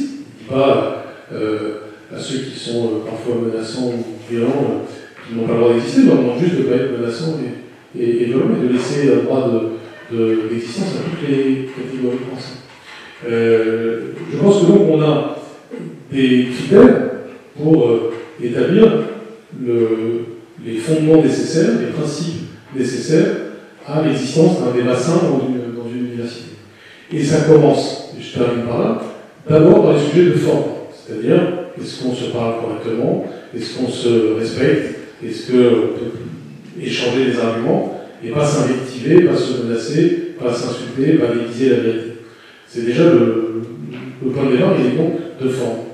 Et ensuite, presque tout est permis sur le fond, dès lors qu'on n'est pas sur le registre du racisme et de l'antisémitisme ou de l'attaque ad hominem de quelqu'un. Presque tout est possible dès lors qu'on n'est pas sur ces registres-là. Et donc en réalité, ça pourrait être relativement simple. Un, se respecter sur la forme. Deux, sur le fond, ne pas aller dans les registres qui sont interdits par la loi de toute façon. Voilà. Si déjà on faisait ces deux choses-là pouvaient se vérifier, ce serait déjà un progrès par rapport à ce qu'on voit dans certains endroits. Oui, alors la question elle dépasse le cadre de l'université, parce que ce que vous évoquez, en fait, c'est ce qui se passe dans la société en général, que ce soit les débats télévisés, les débats à l'Assemblée nationale.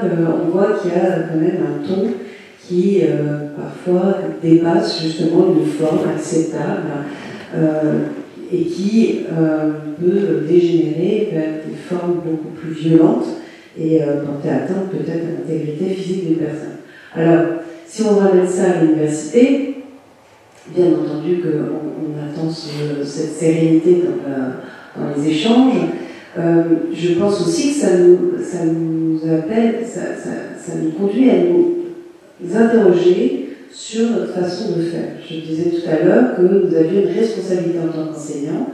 Vous avez évoqué l'histoire de l'absence d'égalité homme-femme depuis Mathusalem, qui a eu le sexe sera en colère nécessairement quand on voit que c'est inscrit dans notre fonctionnement. Et donc aujourd'hui, il y a des réactions violentes pour que ça change. Moi, je les entends en tant que femme, ces réactions violentes, parce que c'est vrai que c'est tellement frustrant que ça bouge si peu, que ça peut conduire à ces réactions violentes. On n'en veut pas, parce que ça n'amène pas le débat, et c'est pas vers ça qu'on va aller.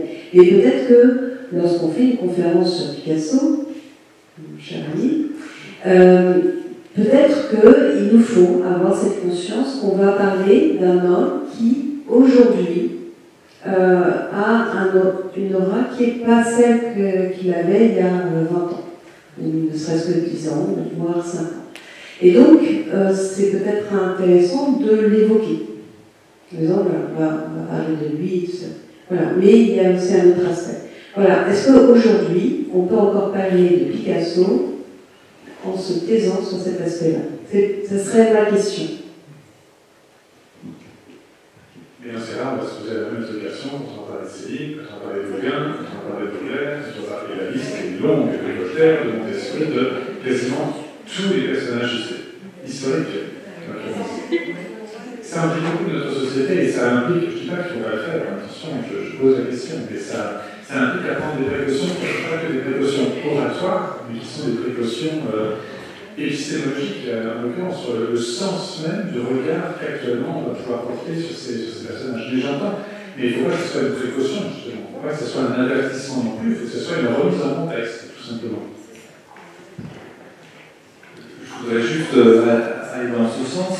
Vous parliez de Picasso et de l'évolution, et peut-être de l'adaptation du discours au vu de l'évolution des mentalités ou de la sociologie aujourd'hui. C'est la même chose, par exemple, quand on parle de vaccination. Aujourd'hui, dans le débat aujourd'hui, on doit tenir compte de cette science de l'anti-vaccinologie, pas de la science, de ces anti-vax, pour pouvoir l'expliquer aux jeunes. Je crois qu'il faut mettre la jeunesse au cœur de ce débat, au cœur des explications, et aussi, quand on doit parler de tout, pour répondre à peut-on parler de tout, il faut suivre peut-être aussi les évolutions de notre société et adapter notre discours à l'université, c'est-à-dire qu'il y a certainement des choses, avec cet accès à l'information très facile, il y a peut-être des choses dont on n'a plus besoin de parler à l'université, puisqu'on y a accès très facilement, et peut-être qu'il va falloir qu'on aille sur des versants qui sont peut-être un peu moins évidents, avec une pédagogie sur certains axes qui sont remis en cause dans la société pour provoquer le débat et faire revenir à notre rôle éducatif à l'université et peut-être mettre un petit peu de côté certains sujets qui ne font pas débat et avoir un enseignement peut-être avec un a priori différent pour aller enseigner sur tout ce qui fait débat, sur tout ce qui ne va pas juste être appris dans les livres, sur Internet et qui va se trouver partout et que personne ne remet en cause. Je pense qu'il va falloir qu'on adapte un peu certainement notre discours, même en sciences, même dans l'éducation de la médecine, aller pour passer plus de temps sur des sujets qui peuvent être conflictuels aujourd'hui à cause des médias, à cause des réseaux sociaux, à cause peut-être d'une minorité dans la population, mais qui, grâce aux nouveaux modes de médias, on a l'impression qu'il est majoritaire et c'est celui qui va toucher nos jeunes en premier. Et si on n'arrive pas à éduquer nos jeunes à ça, si on n'arrive pas à essayer de corriger ça chez nos jeunes, et bien là, on aura vraiment perdu la guerre. Jean-Michel parlait de combat. Je crois qu'on a un vrai combat aujourd'hui en tant qu'enseignant pour faire circuler la parole surtout sur des sujets conflictuels. Un mot très rapide de Natacha et ensuite madame a des questions. Monsieur Loretrice, qu'il ne soit pas professeur, mais je vais ajouter qu'il y a aussi un élément important, c'est le courage nécessaire pour prendre la parole.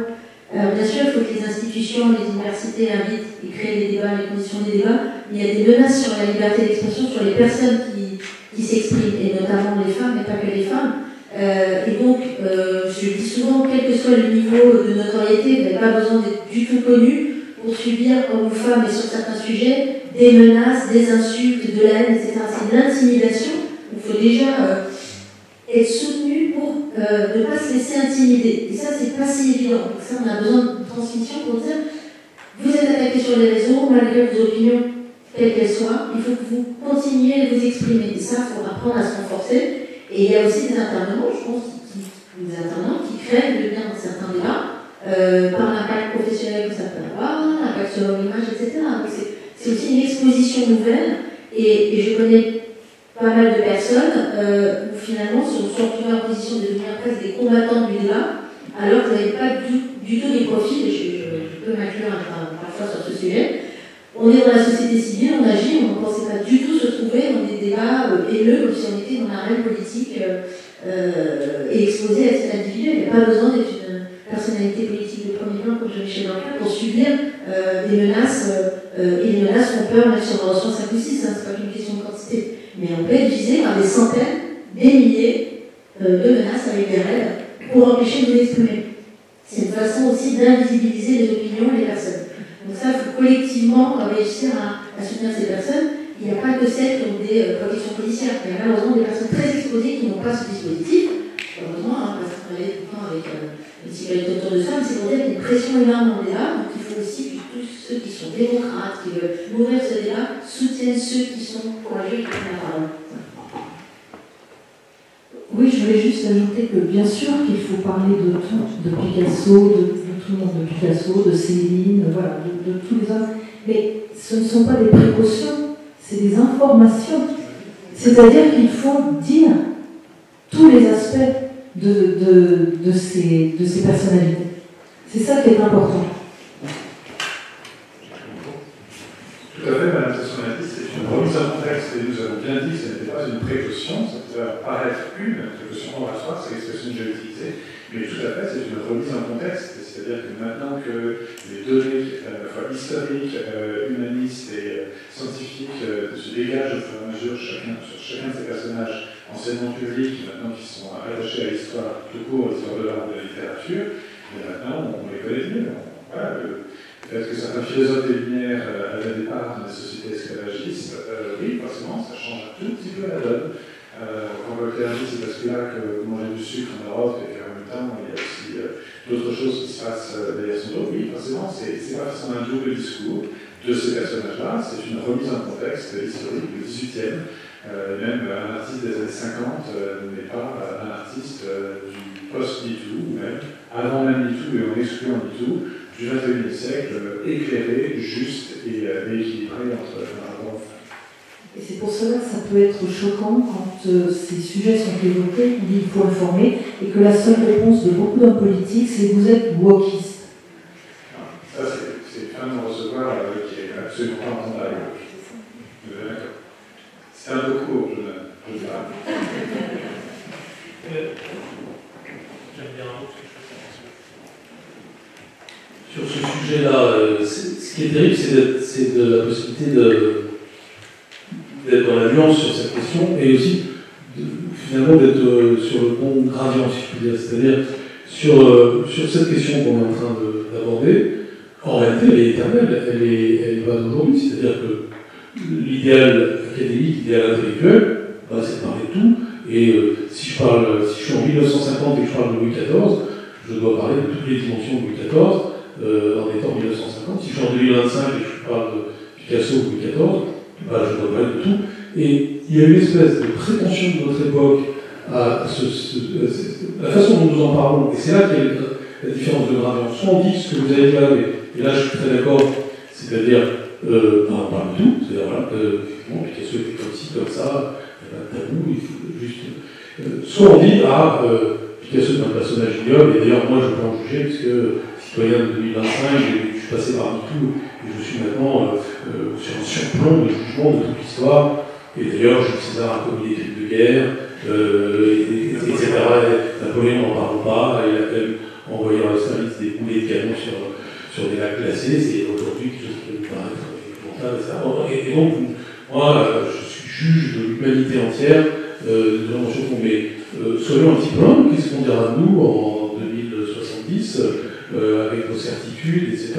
Il faut simplement appliquer ce qui est applicable éternellement et universellement, c'est-à-dire le radar complet, surtout, et notre capacité à parler surtout de tout, en y mettant le moins de morale facile possible et le plus d'objectivité possible, en sachant remettre les choses en contexte, sinon on fait sans arrêt des anachronismes, sans arrêt des jugements de valeur qui remplacent la connaissance. Et c'est ainsi que, par exemple, sur certains jeunes étudiants, on voit très bien que c'est le jugement de morale qui remplace la connaissance. C'est-à-dire, Jules César, un salaud. Bon, très bien, d'accord. Mais c'est quand même un peu plus intéressant d'avoir vu la guerre des Gaules, de savoir ce qui s'est passé, etc. Et on est tous, je pense, témoins de ce genre de choses. C'est-à-dire, d'abord, les réflexes moraux avant même les enjeux de connaissance, et ensuite, une forme de simplisme qui ne facilite pas le débat. Donc aujourd'hui, on a besoin justement de revenir à des choses assez simples, c'est-à-dire, oui, on doit par exemple voir un personnage historique dans toutes ses dimensions, un personnage artistique. D'ailleurs, le cas de Picasso est assez intéressant parce qu'avant c'était hyper à la mode d'être pro-Picasso, maintenant c'est hyper à la mode d'être anti-Picasso. Ce qui serait bien, ce serait tout simplement de voir Picasso, d'abord continuer à regarder ses œuvres qui sont quand même pas mal, et puis d'avoir sur l'homme Picasso plus de.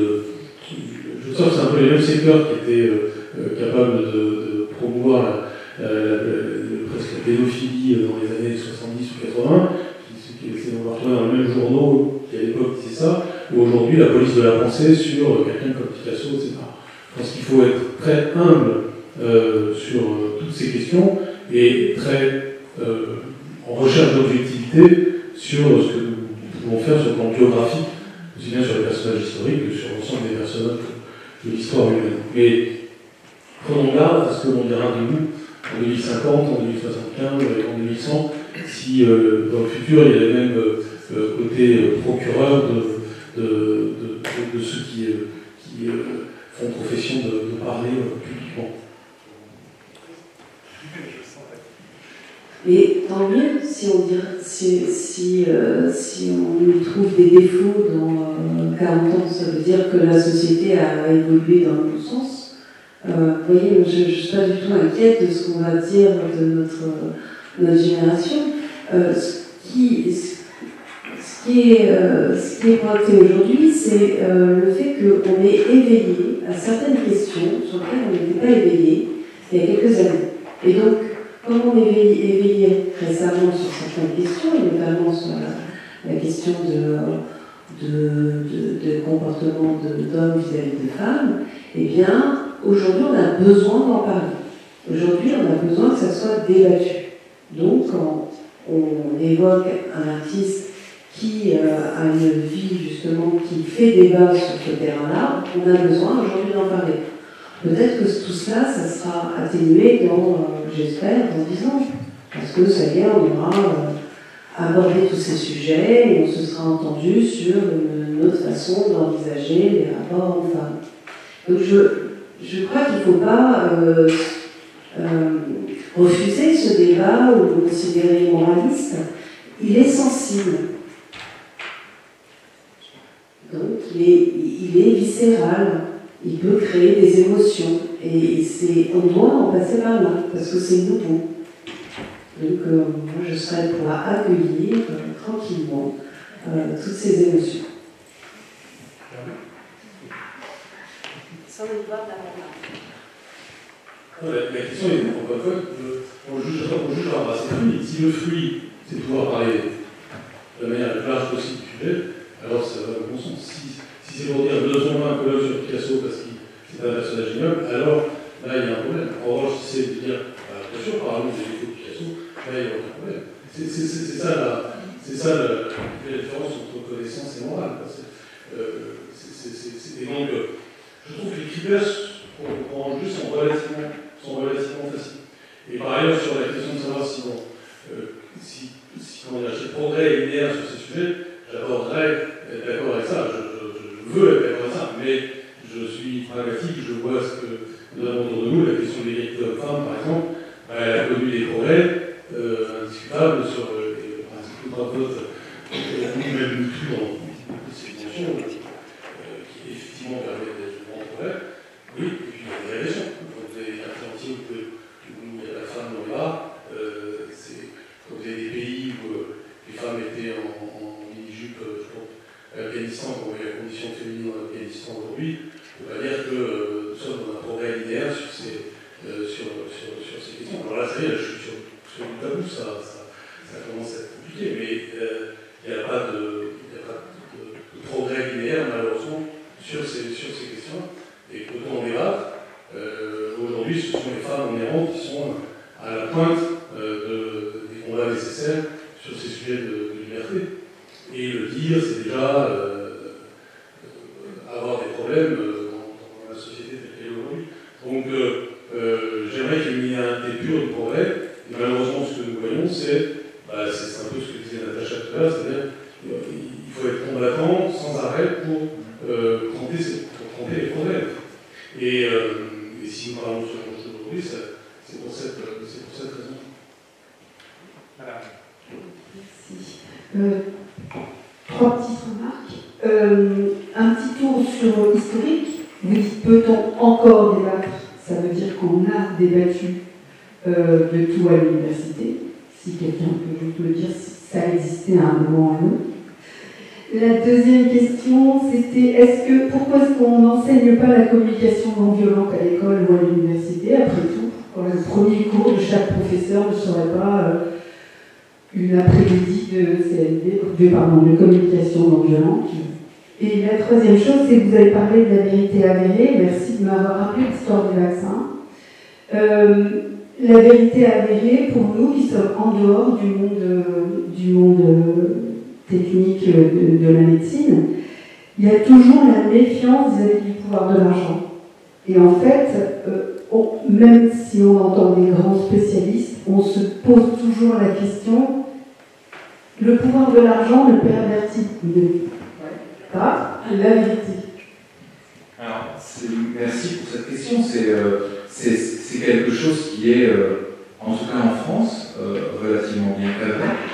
Et si on reprend l'exemple des vaccins pendant cette période de pandémie, on a eu sur les vaccins anti-SARS-CoV-2 un développement clinique qu'aucun autre vaccin n'a jamais eu. On a une preuve de concept qu'aucun autre vaccin n'a jamais eu. Et quand on répondait à la question, de toute façon, c'est l'argent qui a fait sortir les vaccins AstraZeneca ou Moderna. Alors oui, c'est l'investissement. Alors là, pour le coup, c'est beaucoup Donald Trump qui a investi dans ces entreprises pour développer un vaccin. Oui, il y a eu de l'argent pour développer ces vaccins qui ont été développés avec une très grande rapidité. Et il faut être conscient qu'à cette époque-là, toutes les institutions se sont arrêtées, et notamment les institutions réglementaires, qui n'ont fait que travailler sur ces dossiers-là. Alors, bien entendu, il y a des gens qui travaillent sur la transparence par rapport au pouvoir de l'argent. Moi, en tant qu'universitaire, ce que je veux regarder, c'est les données. Aujourd'hui, si on regarde les données du développement des vaccins Covid, aucun vaccin ne peut se targuer d'avoir un développement aussi bien fait. Alors, en un temps record, parce que le monde n'a fait que ça, la recherche clinique sur tout le reste des maladies s'est totalement arrêtée. La FDA et l'Agence européenne du médicament n'ont traité que du Covid. L'OMS n'était intéressée que par les traitements préventifs et surtout par la pharmacovigilance de ces vaccins. Donc je crois qu'il faut, encore une fois, je suis d'accord qu'il y a besoin de transparence. Aujourd'hui, on atteint un niveau de transparence qui est extrêmement important sur ces sujets-là. On a énormément de populisme sur ces sujets-là, avec beaucoup d'informations qui sont totalement erronées, puisque de toute façon, aujourd'hui, une entreprise pharmaceutique ne peut pas travailler avec quelconque professionnel de santé sans que ce soit transparent et affiché aux yeux de tous. Et aujourd'hui, cette transparence qui a, pour certains, été poussée à outrance, mais qui est là et qui sont les règles d'aujourd'hui, fait qu'il faut s'intéresser à la donnée générée. Et aujourd'hui, on doit se battre pour expliquer que ces données ont été faites dans les règles de l'art, avec des vraies démonstrations, et cette petite musique sur les règles de l'argent, mais on a déjà une transparence qui va très loin. Mais il faut continuer à travailler dessus. Il y a de nombreuses équipes qui travaillent dessus. Il y a des équipes, par exemple, on peut citer l'École de santé publique de Toronto, qui travaille beaucoup sur ces questions-là, qui a beaucoup écrit sur ces questions-là, et qui surveille l'accès aux données. Et si encore il y a des points d'ombre sur l'influence de l'argent sur le développement de ces vaccins, il faut que les institutions puissent en répondre. Mais oui, il y a eu beaucoup d'argent investi sur les vaccins. Les vaccins ont été développés à une vitesse incroyable, les données scientifiques sont incroyables. Les phases 3, donc les études cliniques, les études de vie réelle, toutes les études de vie réelle, notamment Israël a fait des registres et les pays du nord de l'Europe incroyables pour démontrer l'efficacité en vie réelle. Et il faut pouvoir répondre avec des vraies réponses médicales, scientifiques, et je suis d'accord avec vous, politiques. On a des règles de transparence qui existent et on devra continuer à les avoir. Mais cette petite musique populiste de l'argent, on vous a mis une puce, c'est je ne sais qui vous contrôle. Mais il faut faire très attention à ça parce que malheureusement, quand on explique, et c'est pour ça que tout à l'heure je disais, il faut qu'on explique les règles de mise sur le marché, les règles d'essai clinique, les règles de transparence à tout le monde, aux étudiants, mais aussi à la population générale. Et c'est aussi pour ça on a écrit une note avec Nathalie Sona, qui a peu de temps pour le laboratoire de la République, pour expliquer qu'il fallait éduquer toutes les strates de la société, y compris mettre des scientifiques dans les médias, dans les institutions indépendantes qui contrôlent les médias, qui surveillent les médias, je dirais plutôt, parce qu'il faut qu'on puisse expliquer. expliquer plus qu'il y a quelques années, contrôler aussi ce qui se dit, pour que ces règles de transparence soient vérifiées de manière indépendante.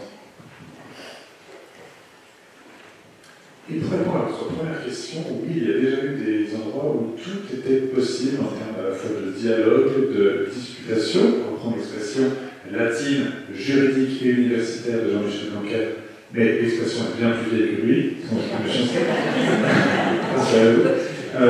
la Sorbonne en était une. Alors avant l'arrivée de l'Inquisition, c'était évidemment un tout petit peu plus cadré, mais ce moment vraiment béni de l'université française, où vous avez le collège des Irlandais, le collège des Écossais, tous les grands collèges des grandes nations européennes qui envoyaient des étudiants à la fois pour apporter leur pédigré, mais aussi pour en tirer un savoir qu'ils importaient ensuite dans leur propre université et puis pays. Voilà des lieux où il y avait un libre discours. Et puis allons également sur une autre période flamboyante du libre discours et de la libre pensée. C'était aussi l'Antiquité grecque, qui n'est pas qu'un fantasme médiéval puis moderne, qui est une réalité à la fois politique, philosophique et historique. Voilà, les débats sur la Trix, par exemple, le débat dans l'Agora ou autre chose, la parole était librement ouverte, ils prenaient la parole, tous sans condition de statut, pour essayer de trouver à la fois un idéal commun. C'était aussi une autre période où la disputation, il fallait trouver le terme en grec, était absolument possible. C'est dommage que vous soyez obligé de partir si loin. C'est dommage, je suis obligé de partir si loin. Mais sinon, il y a un autre endroit, vous savez, c'est l'Université de Versailles Saint-Quentin. Je vais laisser ma doyenne prendre la parole pour clôturer ces échanges très féconds. Alors, je voudrais d'abord vous remercier infiniment. Parce que, effectivement, comme Philippe a rappelé au début, cette conférence, elle résulte d'un mail un peu amer, aigre, qu'on a reçu nous disant c'est impossible, on ne peut pas, ça ne se fait pas, etc. Et ce à quoi, moi, ça m'a vraiment très profondément heurté parce que doit-on, peut-on, pour moi, il est fondamental que l'université garde toujours ce lieu de la disputation, ce terme que nous avons partagé jusqu'à l'entrée quand j'ai accueilli Jean-Michel Blanquer, et de la qualité de la disputation. Et ça a été rappelé par les intervenants, et c'est ça qui m'a semblé vraiment important. C'est d'abord que ça se fonde sur une qualité de raisonnement, donc une qualité d'apprentissage, une qualité, je me tourne vers les étudiants, une qualité d'apprendre à questionner le vivant, à questionner les autres, à questionner les idées, et donc d'apprendre à faire fonctionner son cerveau. Et d'apprendre à se questionner. J'ai beaucoup apprécié que vous disiez l'humilité, que nous soyons des enseignants humbles devant ce que nous n'avons pas la vérité. Nous avons une construction qui nous permet de débaucher une proposition, alors je suis extrêmement prudente, une proposition de vérité qui n'est pas quelque chose de flottant, qui n'est pas quelque chose de flou, qui est quelque chose qu'on fonde sur une démarche scientifique. Mais nous avons le doute. Et il faut instaurer aussi cette culture du doute et que ce n'est pas, nous ne sommes pas plus forts lorsque nous imposons notre connaissance, mais lorsque nous sommes plus forts, lorsque nous savons la questionner et être humble et dans le doute. Il y a un terme qui me semble extrêmement aussi important, que vous avez aussi dit, merci beaucoup d'avoir dit, c'est le respect. Dans la disputation, je suis heureux de pouvoir écouter, tu ne penses pas comme moi je pense, mais justement, je vais écouter, je vais essayer de comprendre tes arguments pour progresser moi-même dans les arguments, et donc nous allons grandir ensemble. Et ça, ce respect, c'est vrai que l'invective, aujourd'hui, limite le respect. La première chose cruciale, à mon avis, c'est de garder le respect et d'avoir toujours ce respect. Vous l'avez remarquablement illustré dans les exemples que vous avez tous trouvés. Je retiens aussi, alors, le titre, on a eu un peu de mal à le trouver, hein, on l'a challengé avec. Alors, il n'est pas parfait, mais en même temps, il a levé les questions. Donc, merci d'avoir dit peut-on, doit-on. Vous avez aussi parlé de la complexité. Et je crois qu'aussi, l'une des choses, merci de l'avoir levé, c'est La complexité, oui, notre esprit, notre jugement va pouvoir évoluer. C'est une discussion que j'ai eue il y a quelques semaines avec le doyen de l'université de Cornell. Et ce qui est drôle, c'est que les mots qu'il nous a dit sont ceux que nous avons dit ce soir. Il a parlé de confiance, il a parlé de communication, de savoir recommuniquer, il a parlé de respect. Et il partageait le fait que son analyse était qu'ils avaient perdu la population américaine parce que toutes les semaines, ils donnaient un avis différent. Non pas parce qu'ils pensaient différemment, mais parce que les données de la science évoluaient chaque semaine. Et que cette épidémie a été particulièrement difficile pour ça. Et que nous n'avons pas su communiquer sur le fait que les données de la science changeaient toutes les semaines. Et c'est pour ça que je suis prudente quand j'utilise ce mot la vérité, parce que la vérité dans notre inconscient, c'est la vérité, quoi. Il y a la vérité. Or, non. Nous avons une vérité, mais qui est évolutive. Alors peut-être que nos vérités n'est pas le mot. Peut-être qu'il faut oser le challenger, je ne sais pas, aujourd'hui, mais je serais heureux d'en discuter avec vous et d'avoir vos avis. Et puis, j'ai beaucoup apprécié aussi le fait de dire on peut discuter de tout. Il va falloir le faire avec des règles. Bon, il y a des choses dont on ne discute pas parce qu'elles ne sont pas dans la loi. Mais l'approche du cours de droit, disons, on peut tout réfléchir, et aussi accepter qu'il y ait des discussions qui vont faire émerger des émotions qui ne sont pas faciles à gérer. Et dans nos amphithéâtres, dans nos lieux d'université, oui, nous devons aussi apprendre à gérer ces émotions pour que le respect et la discussion puissent toujours avoir lieu. Donc j'espère qu'on va pouvoir continuer dans cette dynamique. J'ai envie de dire que ça me donne envie de faire plein de conférences. Je remercie de cette proposition, en tout cas, qu'on puisse avancer effectivement. Je pense que c'est le moment sur lequel l'université doit tenir sur ses fondamentaux, parce que les fondamentaux de l'université nous ont été quand même bien donnés par nos prédécesseurs d'il y a très longtemps, un peu moins longtemps et de maintenant. Tenons sur ces fondamentaux et j'espère que vous serez tous heureux d'avoir pu écouter ça et de pouvoir continuer à discuter avec les uns et les autres, toujours dans le respect, et puis d'aller challenger des idées qui quelquefois nous mettent pas à l'aise, mais il faut qu'on avance ensemble et on peut le faire. Et l'université me semble être le lieu, en tout cas je souhaite en tant que doyenne de cette UFR, que cette UFR soit un lieu où on peut débattre de tout, dans le respect, dans l'humilité, pour essayer d'approcher le mieux possible la réalité, la vérité de tout le monde, en tout cas ce qu'on essaie d'y voir et de faire émerger. Merci beaucoup.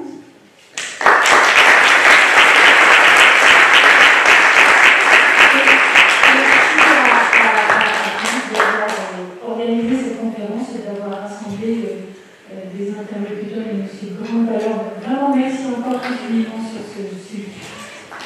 Et les conférences sont à la rentrée. Vous pourrez suivre à nouveau l'université un nouveau site à partir de septembre ou octobre. Marie-Andine Bricon vous agira en termes de communication de tout ceci. Bonne vacances d'ici là et bonne réflexion. Bonne réflexion.